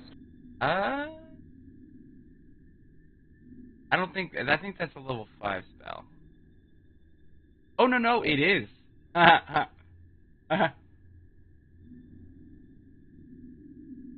Oh, it's one. Oh, up to 10 willing creatures. One of my favorite things are like ritual cast spells, but also what do you call it? Like rings. Magical rings that don't require attunement. because sick. Again, with my bard, I have a ring of water walking, and the ring of water walking specifically states that I can walk across any liquid as if it were solid ground. There was a moment where I was tempted. I didn't need to, but if I had to step in, I could have walked across lava.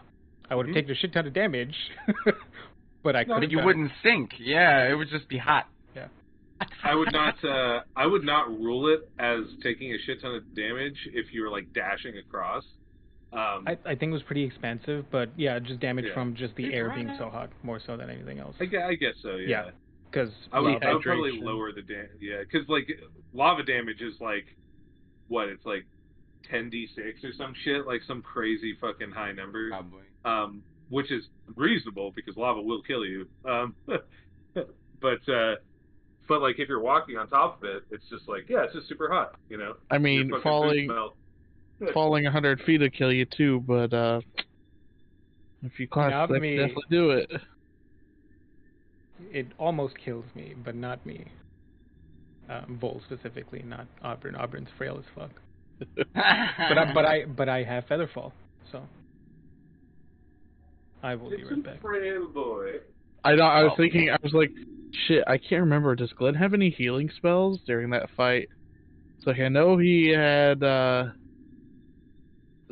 star thing that was going on. I haven't used that to full potential yet either because I've had to tank. So, if I can get into the healing form, starry form, and I activate like my aura of vitality, right? So I aura of vitality. That's 2d6 as a bonus action, and then on following turns I can do the aura of vitality activation, and then also cast like healing word or something, right? But the starry form also says that whenever you cast a spell that restores hit points, you or another creature within X feet regains 1d8 plus 5 hit points. So if I cast 2 healing things, one not being a spell really, and the other one being a spell, then I can give either those same creatures or myself 2d8 plus 10 alongside the healing that I'm pumping. So I can heal. I just haven't, I've been, front boy, huh?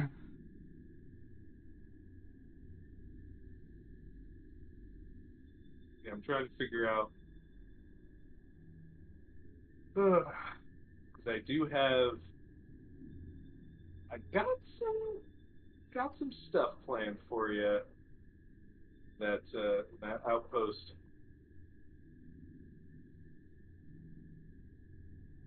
It's gonna be fun, I think. Yeah.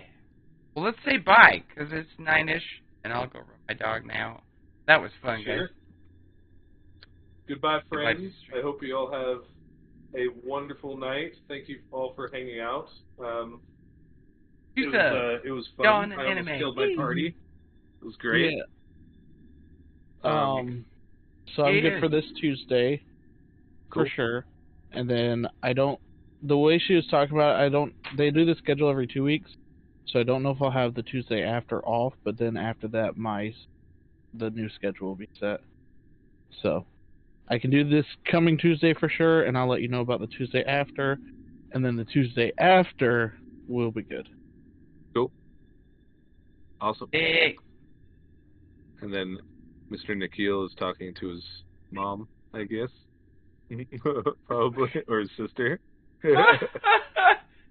He's got a drink. I don't. Yeah. Okay, yeah. I'll throw up the music at the end too, so they can all buy revel. Go enjoy revelries. Enjoy revelries. Do it. Smoke. Do it. Sorry. Yeah, thanks everybody for hanging out. I appreciate you. You all are nice. Hopefully see you next week. And yeah, be nice to each other out there, everybody. Peace, peace. Bye.